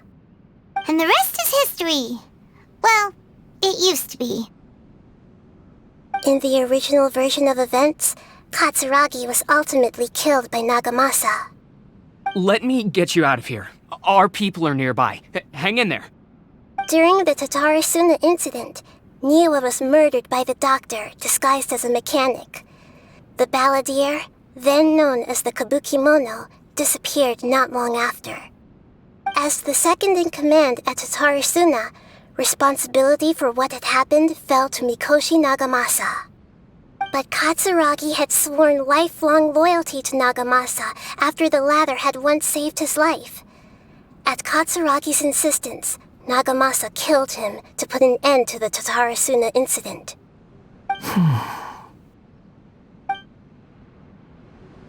Katsuragi seems like he was a good guy. He looks like a warrior, but he has a kind face. Why couldn't he live a long and happy life?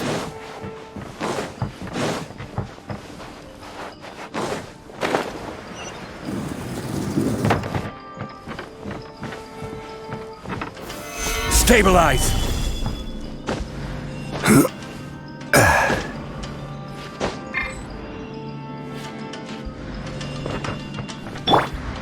One with nature.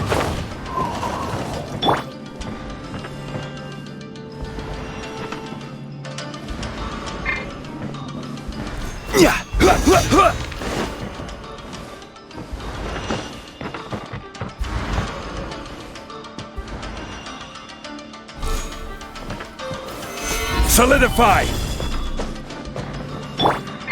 Into the wind.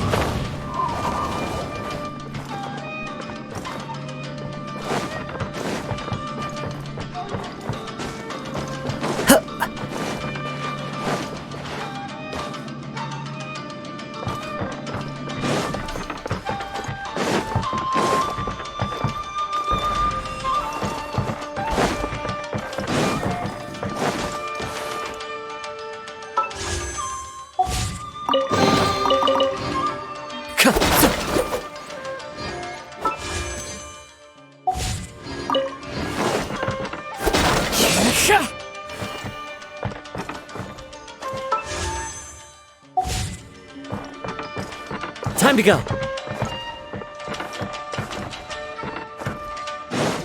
Nagamasa, I found this young guy in a cave sealed off by a landslide. He doesn't remember his name. Well, we need to call you something. I hear the workers are calling you the Kabuki Mono. It's fine with me. Katsuragi, report to Niwa. Tell him we have someone new joining us. Follow the wind.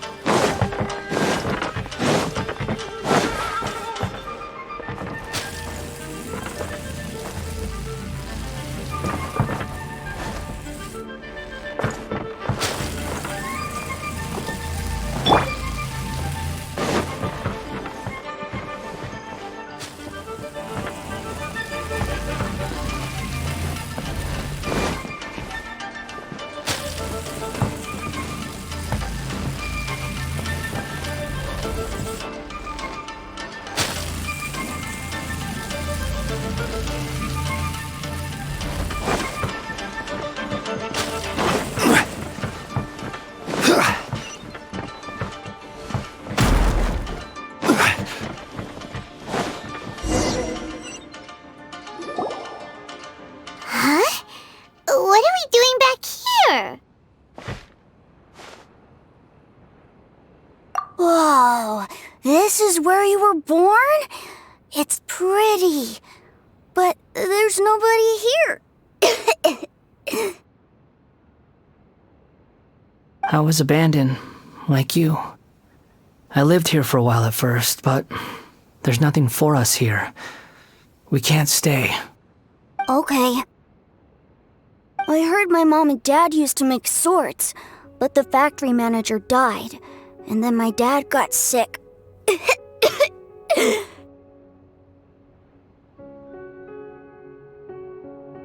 He kept coughing all the time, just like me. Then Mom started coughing too. But you can't. You promised me. Yup, we're family now. We're gonna be together forever and ever. This child didn't have a name. Or rather, the balladeer didn't know what to call him. His father died before he could name him. After his mother died, the child stayed in their straw hut alone. Some of the neighbors helped to raise him. After leaving Tatarasuna, the balladeer ran into this child who didn't have a name, just like him. They made a promise to live together. What happened to the child then? He died from his illness while he was still very young.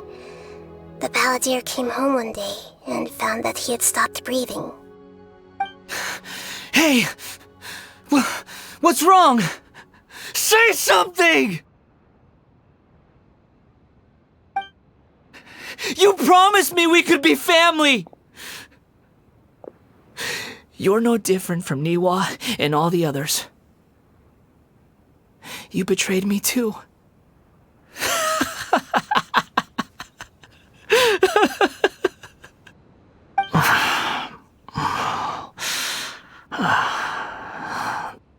The voices have gone. It looks like the memory ends here. Let's keep going.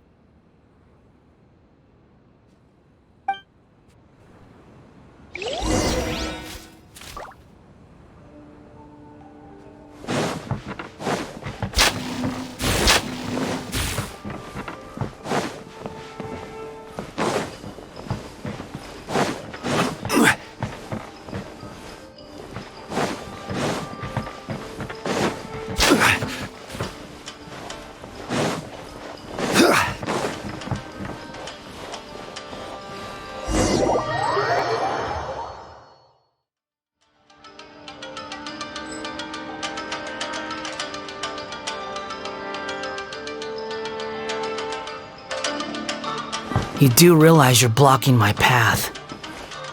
I come not to obstruct you. I've been waiting. What you are truly is a weapon, one that could be wielded with an iron will. Or you could continue to drift aimlessly. Are you trying to win me over? Long-fated rebellion has begun. Why not take your place at the banquet and join those who shall feast? Things are about to get dicey. Just begun. Time my work. Miscalculated.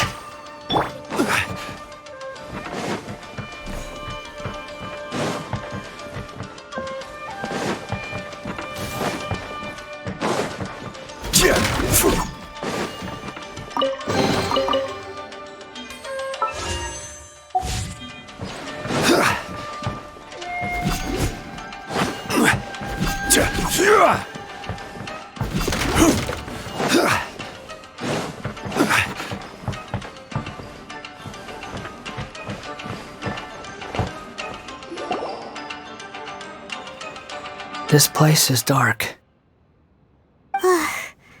Paimon knows this place. It's the Delusion Factory in Inazuma. In the original version of events, the Traveler once encountered the Balladeer here. Such a creepy atmosphere. And so familiar.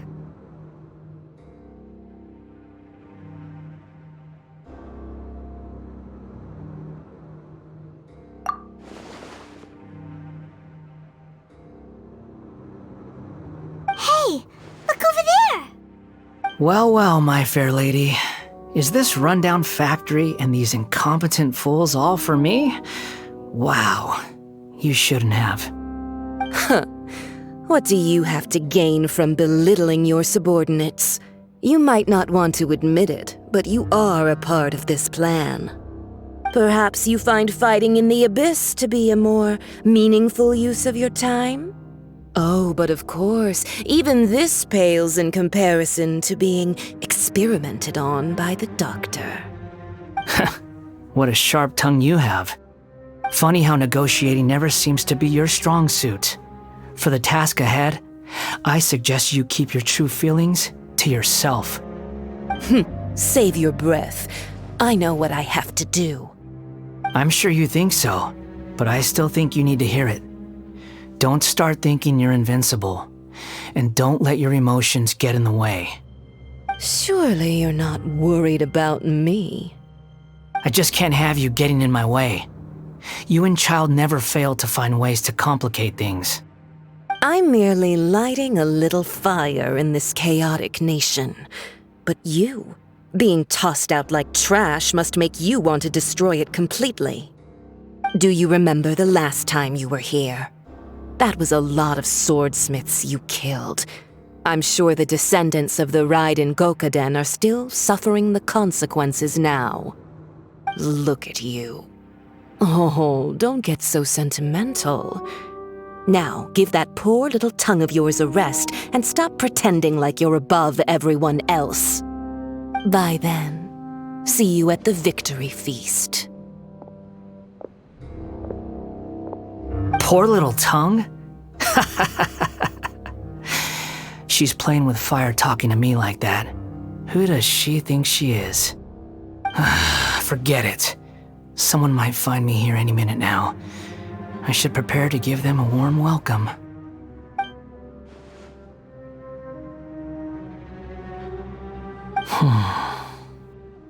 The plot does not end here. There is more of this story to come. Wanderer, are you able to continue? Yes. Please don't worry about me.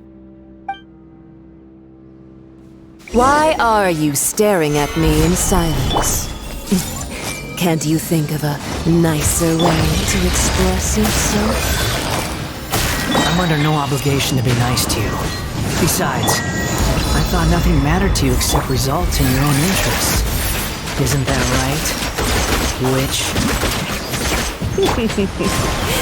Muddle-headed puppet. You're only number 6 because you can take more abuse than other humans. Do you really count that as an asset? You're about as much fun to be around as a raging inferno. But before we murder each other, it'd be best if we finish our duties.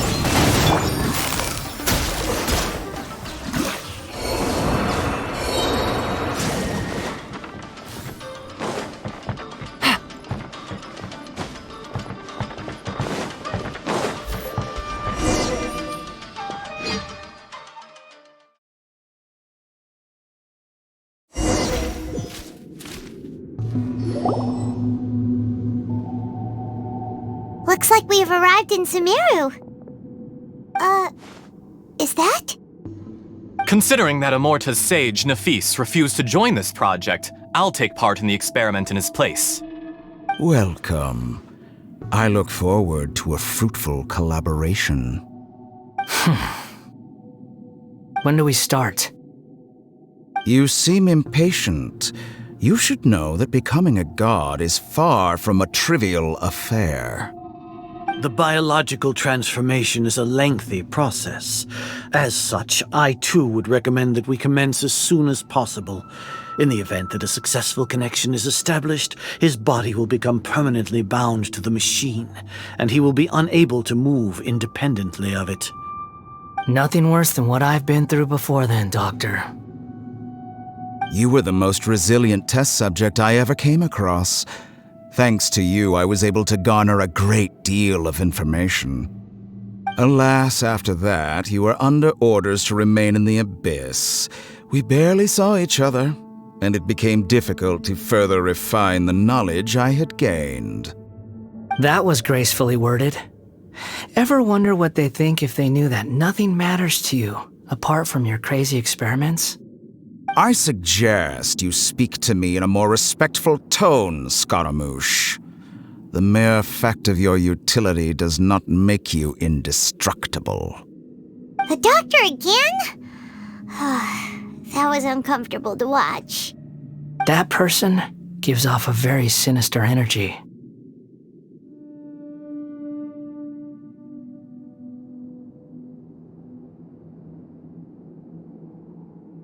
It's normal for him to give you the creeps. He scares the bejeebers out of Paimon. Let's move on.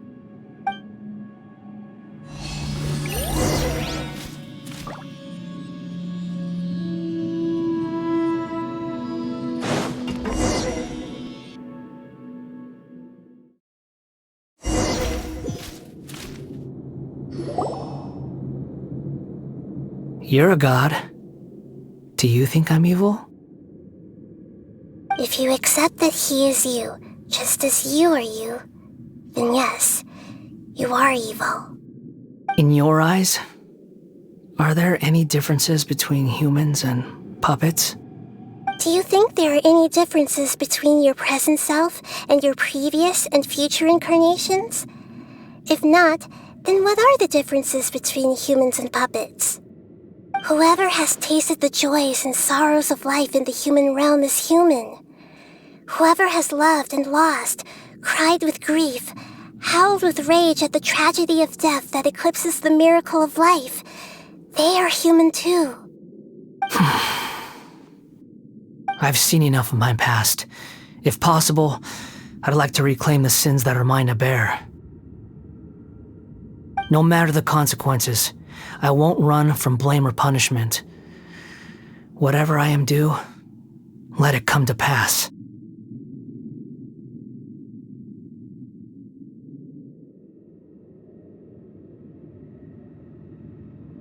Can you return my memories to me? Huh? But won't that mean you'll lose your current identity? I've always believed that human lives follow a set of rules, with each person being a collection of past experiences. As a puppet living in a human world, my life is subject to the same rules. Regaining your memories means reverting completely to your previous incarnation. All the emotions that you discarded will return to you. Are you sure you want to do this? I've lived with the void in my chest my whole life. My creator didn't need me. And ever since I awoke, I've just drifted from one place to the next. But then I met you. And I finally realized that reclaiming my missing sins might be my one opportunity to become my true self.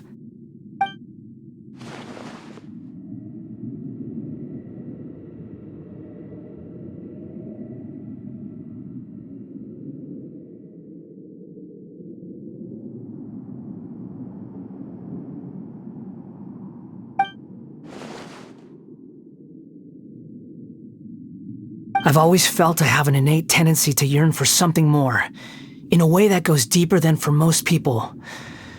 But for all my soul-searching as a Shugenja, I've never fully understood it.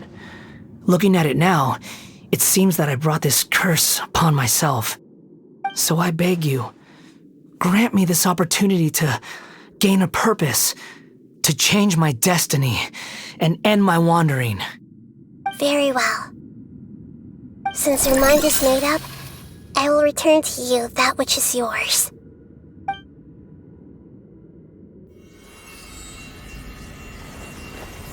You have made your decision. Now, take this.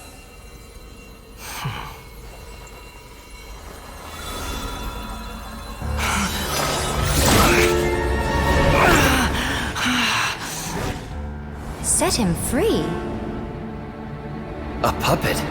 What's he doing here? You're a human as far as I'm concerned. Everyone's here. Wonderful. What a fine blade. Nagamasa will be thrilled. This is my...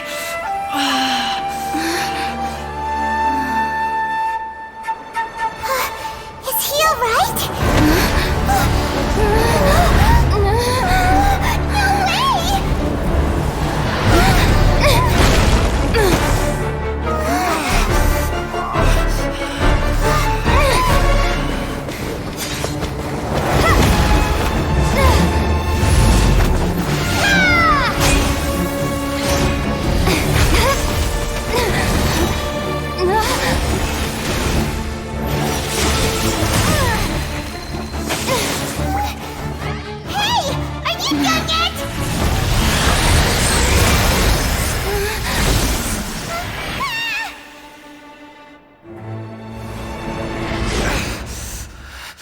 All worthless dross will be purged. That's why this won't be the end.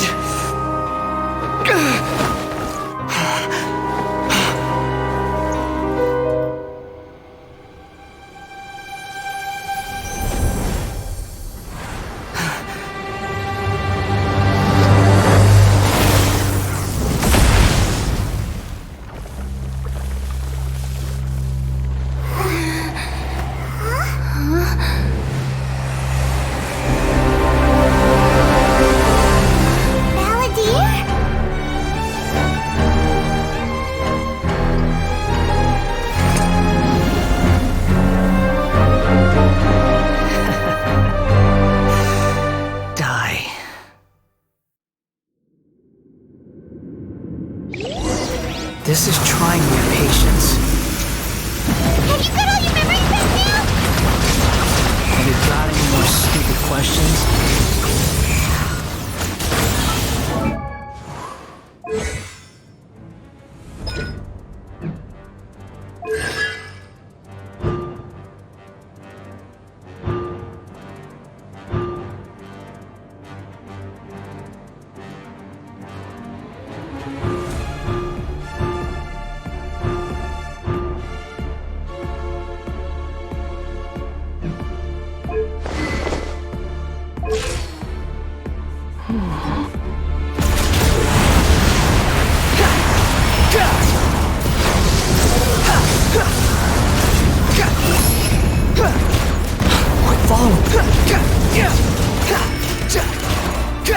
The wind rises.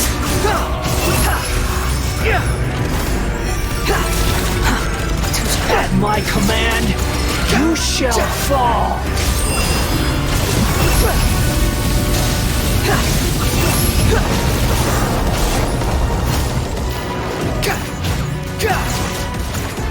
Insignificant past! Squall and Fury! That's far enough!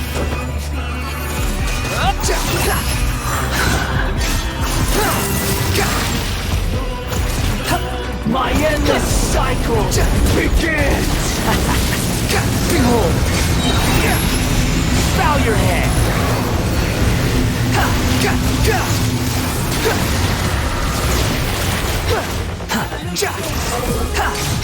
Insignificant past! Search for it!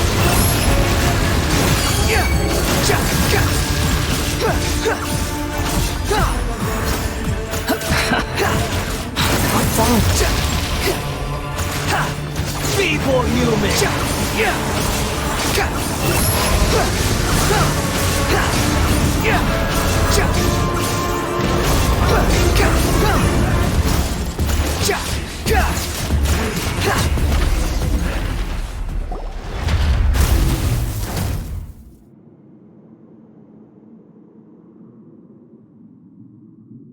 Imbecile! Get out of my sight. It disappeared. Did we win? What did you expect? I'd never lose to that. There's the tone of voice again. You're definitely back to your old self. Wait, but it was you inside that thing too! What have you got to be smug about? Sorry. I'm harsh on myself and everyone else. Just the way I am.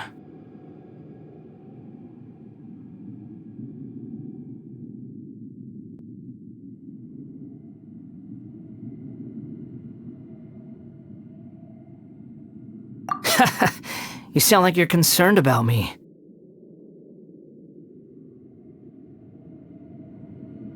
But don't worry.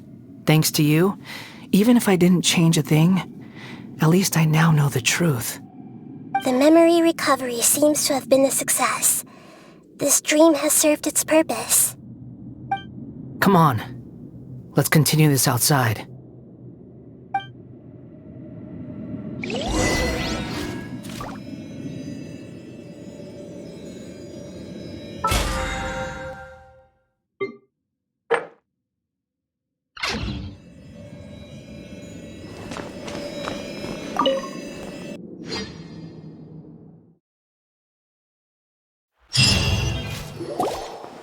Welcome back, Traveler, Paimon, Balladeer.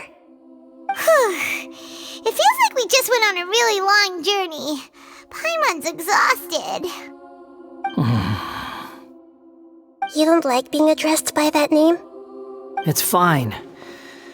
But I was just thinking, I should probably change it. After learning about everything the doctor did, there's no way I can carry on using a name connected to him. I'm not planning on returning to the Fatui, and they wouldn't take me back anyway. Recent events will have affected a lot of people, and they might not even remember who the sixth is. So, you're quitting the Fatui for good?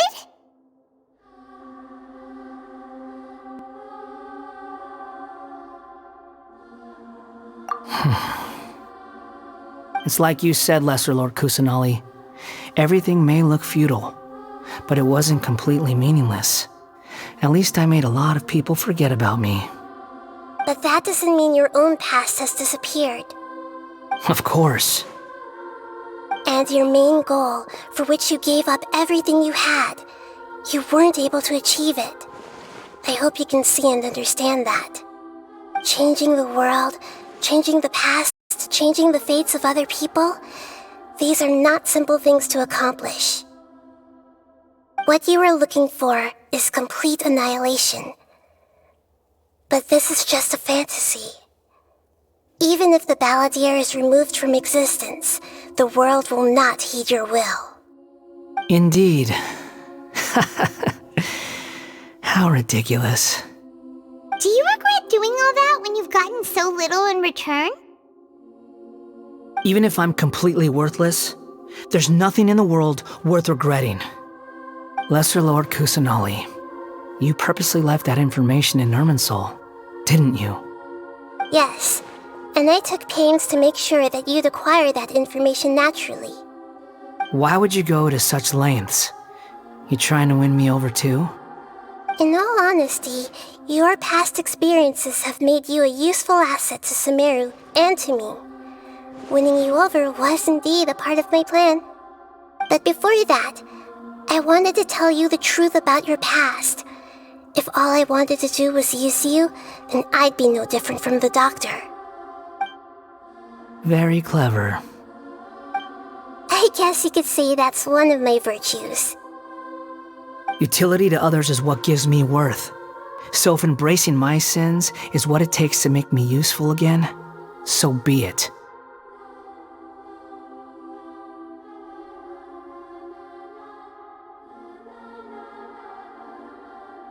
Oh right, I almost forgot. You're the good guys.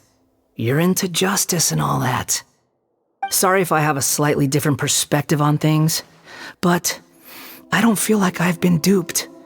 The wisest leaders are fated to end up with the best helpers. I can live with that. I'm glad you're able to think of it in that way.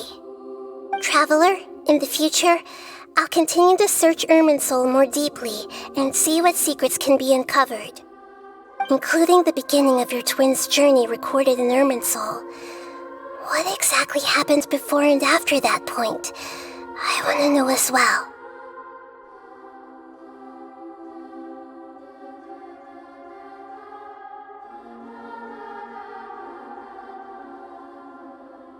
I will try. Traveler.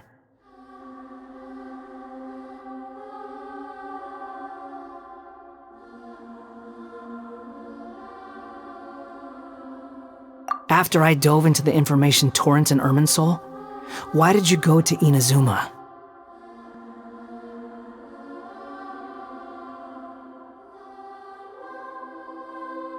So that's how you found out whose fate had changed. And how? Well, whatever your reasons, you did me a favor, and I'll do everything I can to pay it back.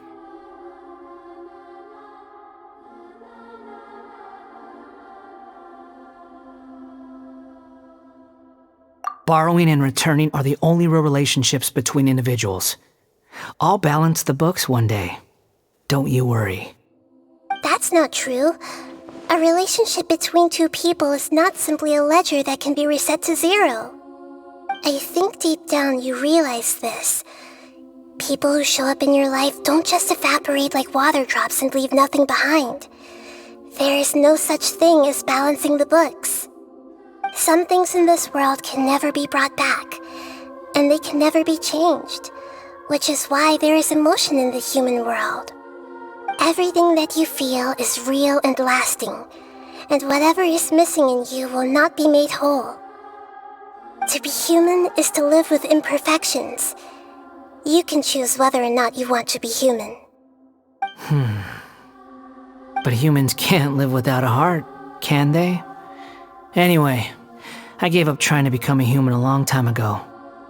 You understand what pain is perfectly well, even without a heart.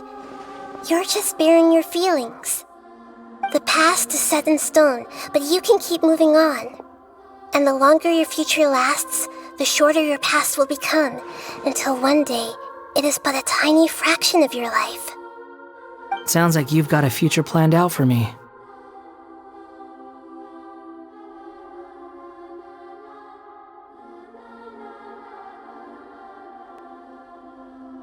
Everything's ended up being pretty darn complicated. Paimon doesn't even know where to start, but the most important thing now is that you need to follow Nahida. Otherwise, all our efforts will have been for nothing.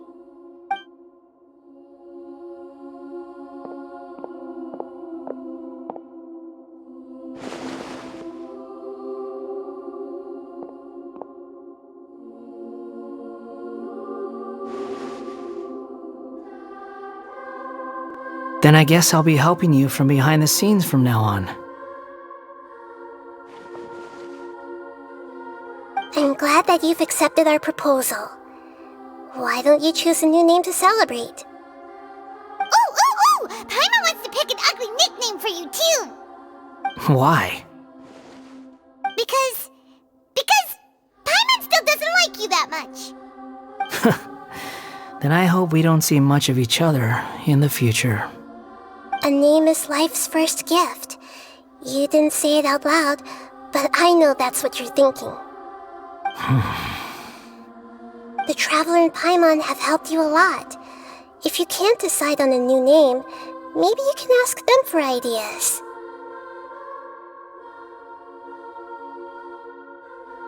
No, Paimon only does nicknames. If it's a serious name you're after, it's all yours.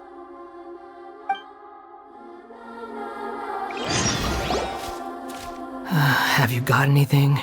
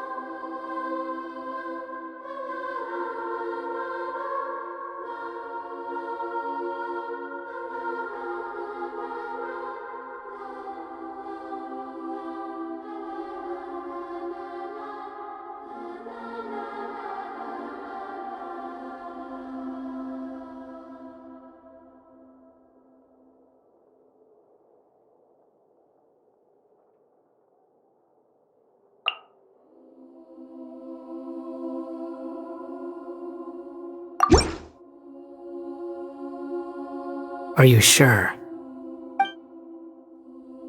Oh, alright. If you say so.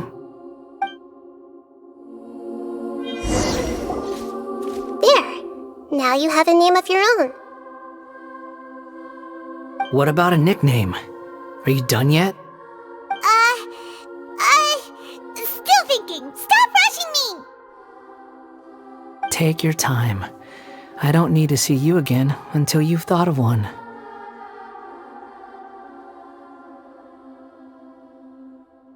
Everyone who manipulated me and made me suffer will have to pay the price. You mean the Fatui? The doctor, at least. Now that your stance has changed, I believe your future path will change accordingly. But it won't be immediate. You still need some time to compose yourself.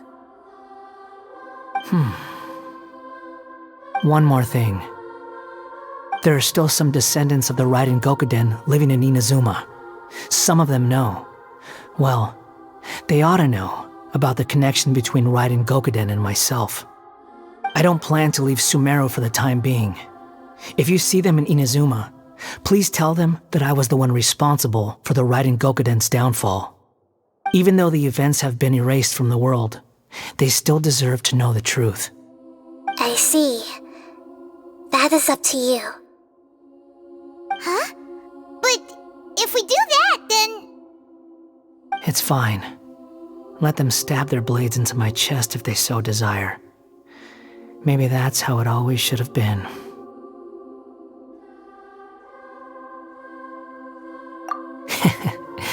No nonsense. I like it. Alright, let's call it a day. Goodbye, wise deity. And you too. He's gone. What he went through today would have been like living an entire lifetime in an instant. He'll need some time to calm down. Yeah, true. But even so, After everything that's happened, he doesn't seem quite as fierce anymore. So we can finally go eat? Paimon is starving. Thank you both. I hope you will find somewhere nice to go and relax for a while.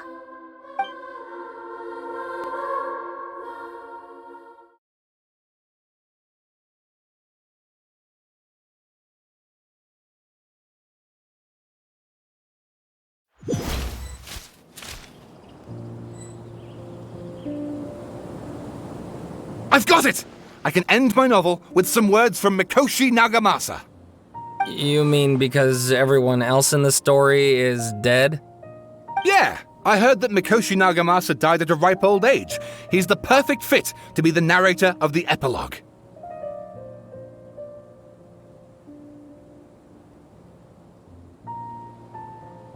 The dark clouds had dissipated, but they continued to cast their shadow in Mikoshi Nagamasa's mind for decades to come. Then, one night, as an old man, he had a dream. On the night when that prized blade, the Daitatara Nagamasa, was forged, the people rejoiced, and there was painting, dancing, and drinking. All these expressions of joy melted down in the furnace fire and turned into red clouds that rallied around the final sunrise that Mikoshi Nagamasa saw in his lifetime. Life is a story too long to be told, a journey that you must walk to behold.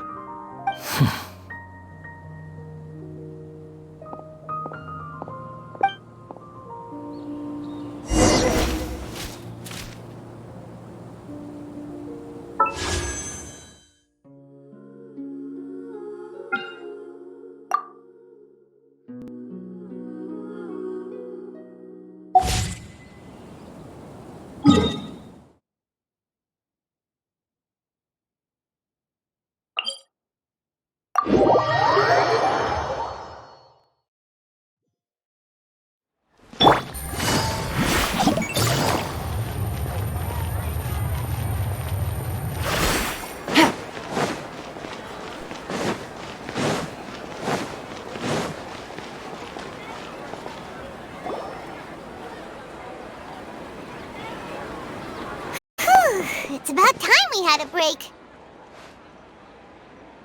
As soon as you stop, all the tiredness and hunger comes rushing back. Wow, great! Huh? Look at the vase. Did someone break it while they were cleaning the room or something? But Paimon doesn't remember there being a cleaner.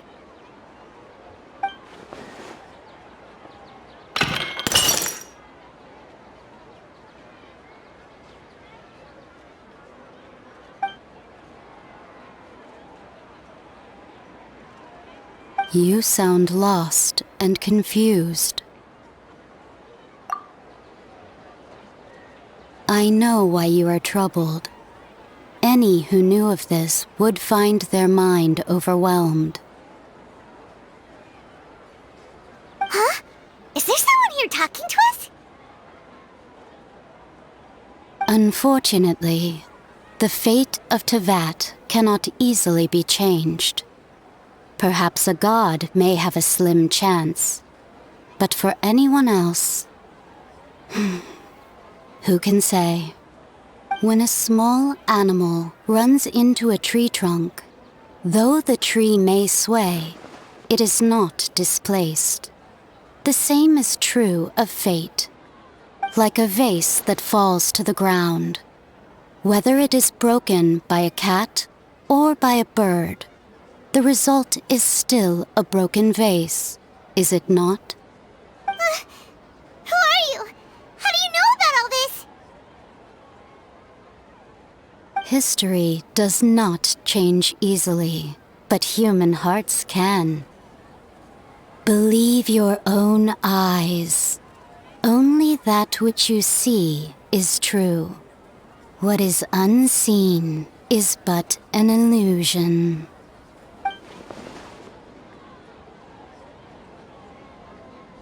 The voice has disappeared.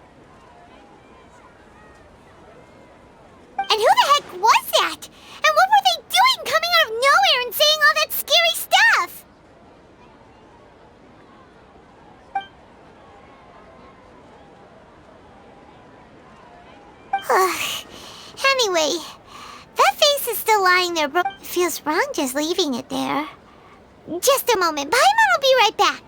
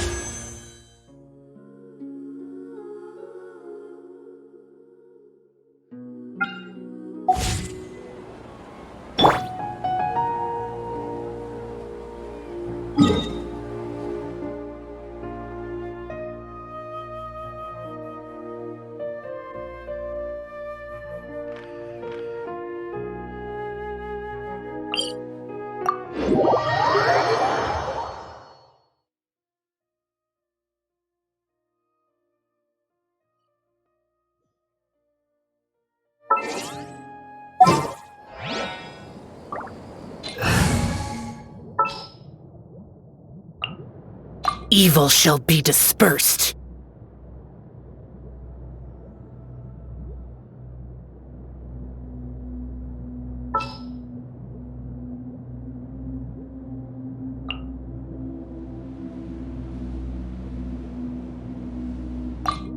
Been a while since I've limbered up. So...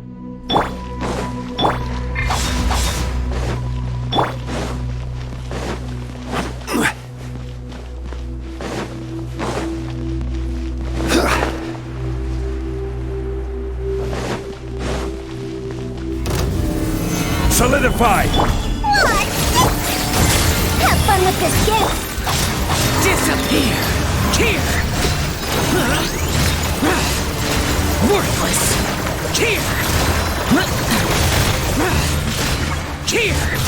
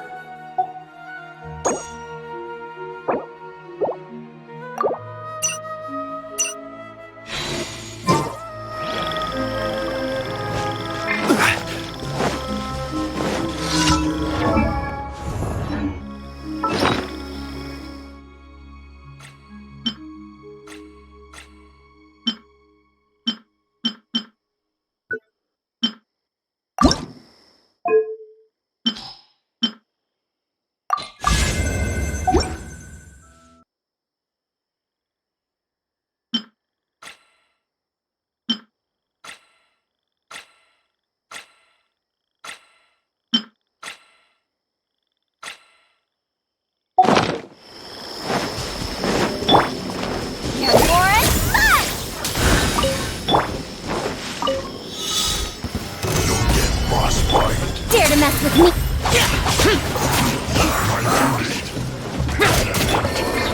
Too late for regret. Boring. Right anywhere. It's time for a blast.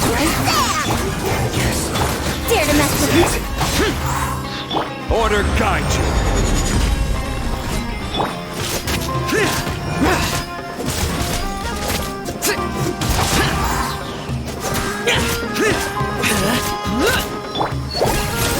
Too late for regret.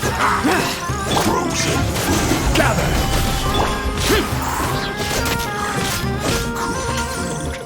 Disgusting.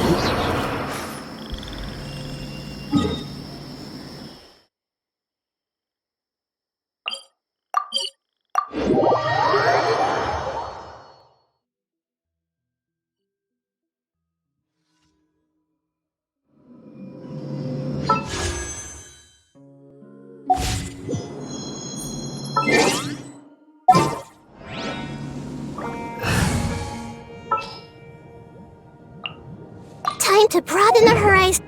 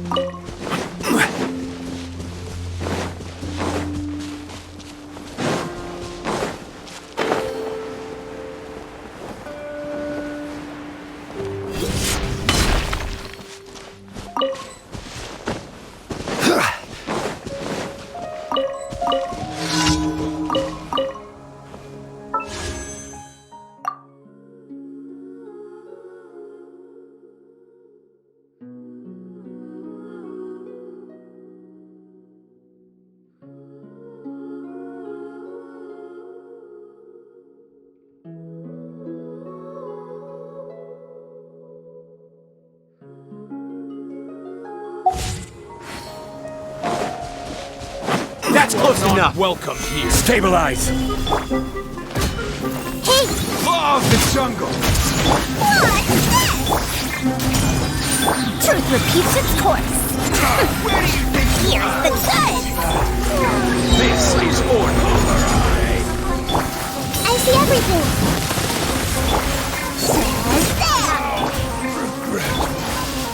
Solidify. Too late for regret.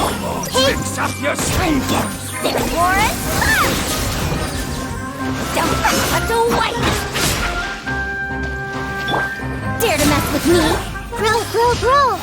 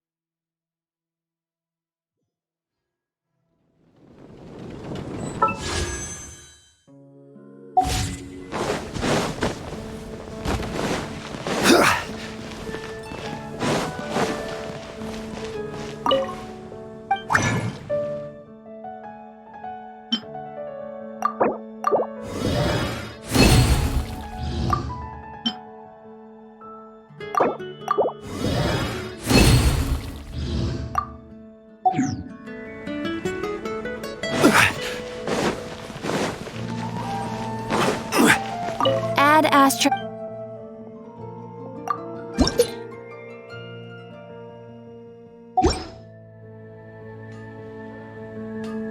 Add astro...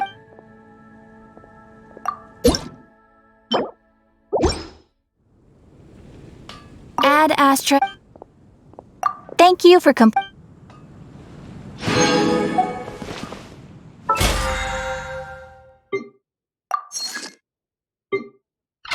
Haven't you heard? Add astro...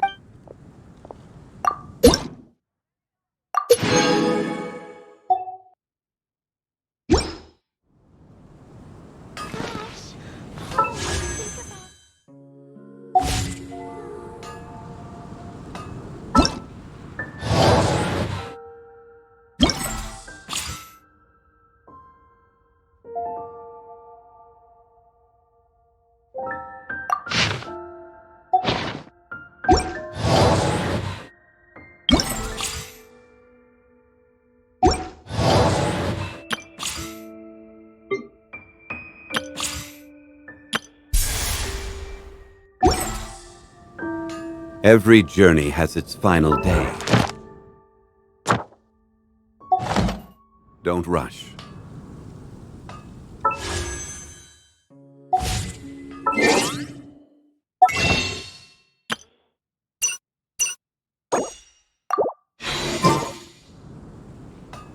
Osmanthus wine tastes the same as I remember.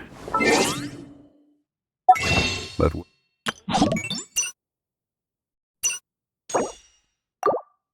there are those who share the memory.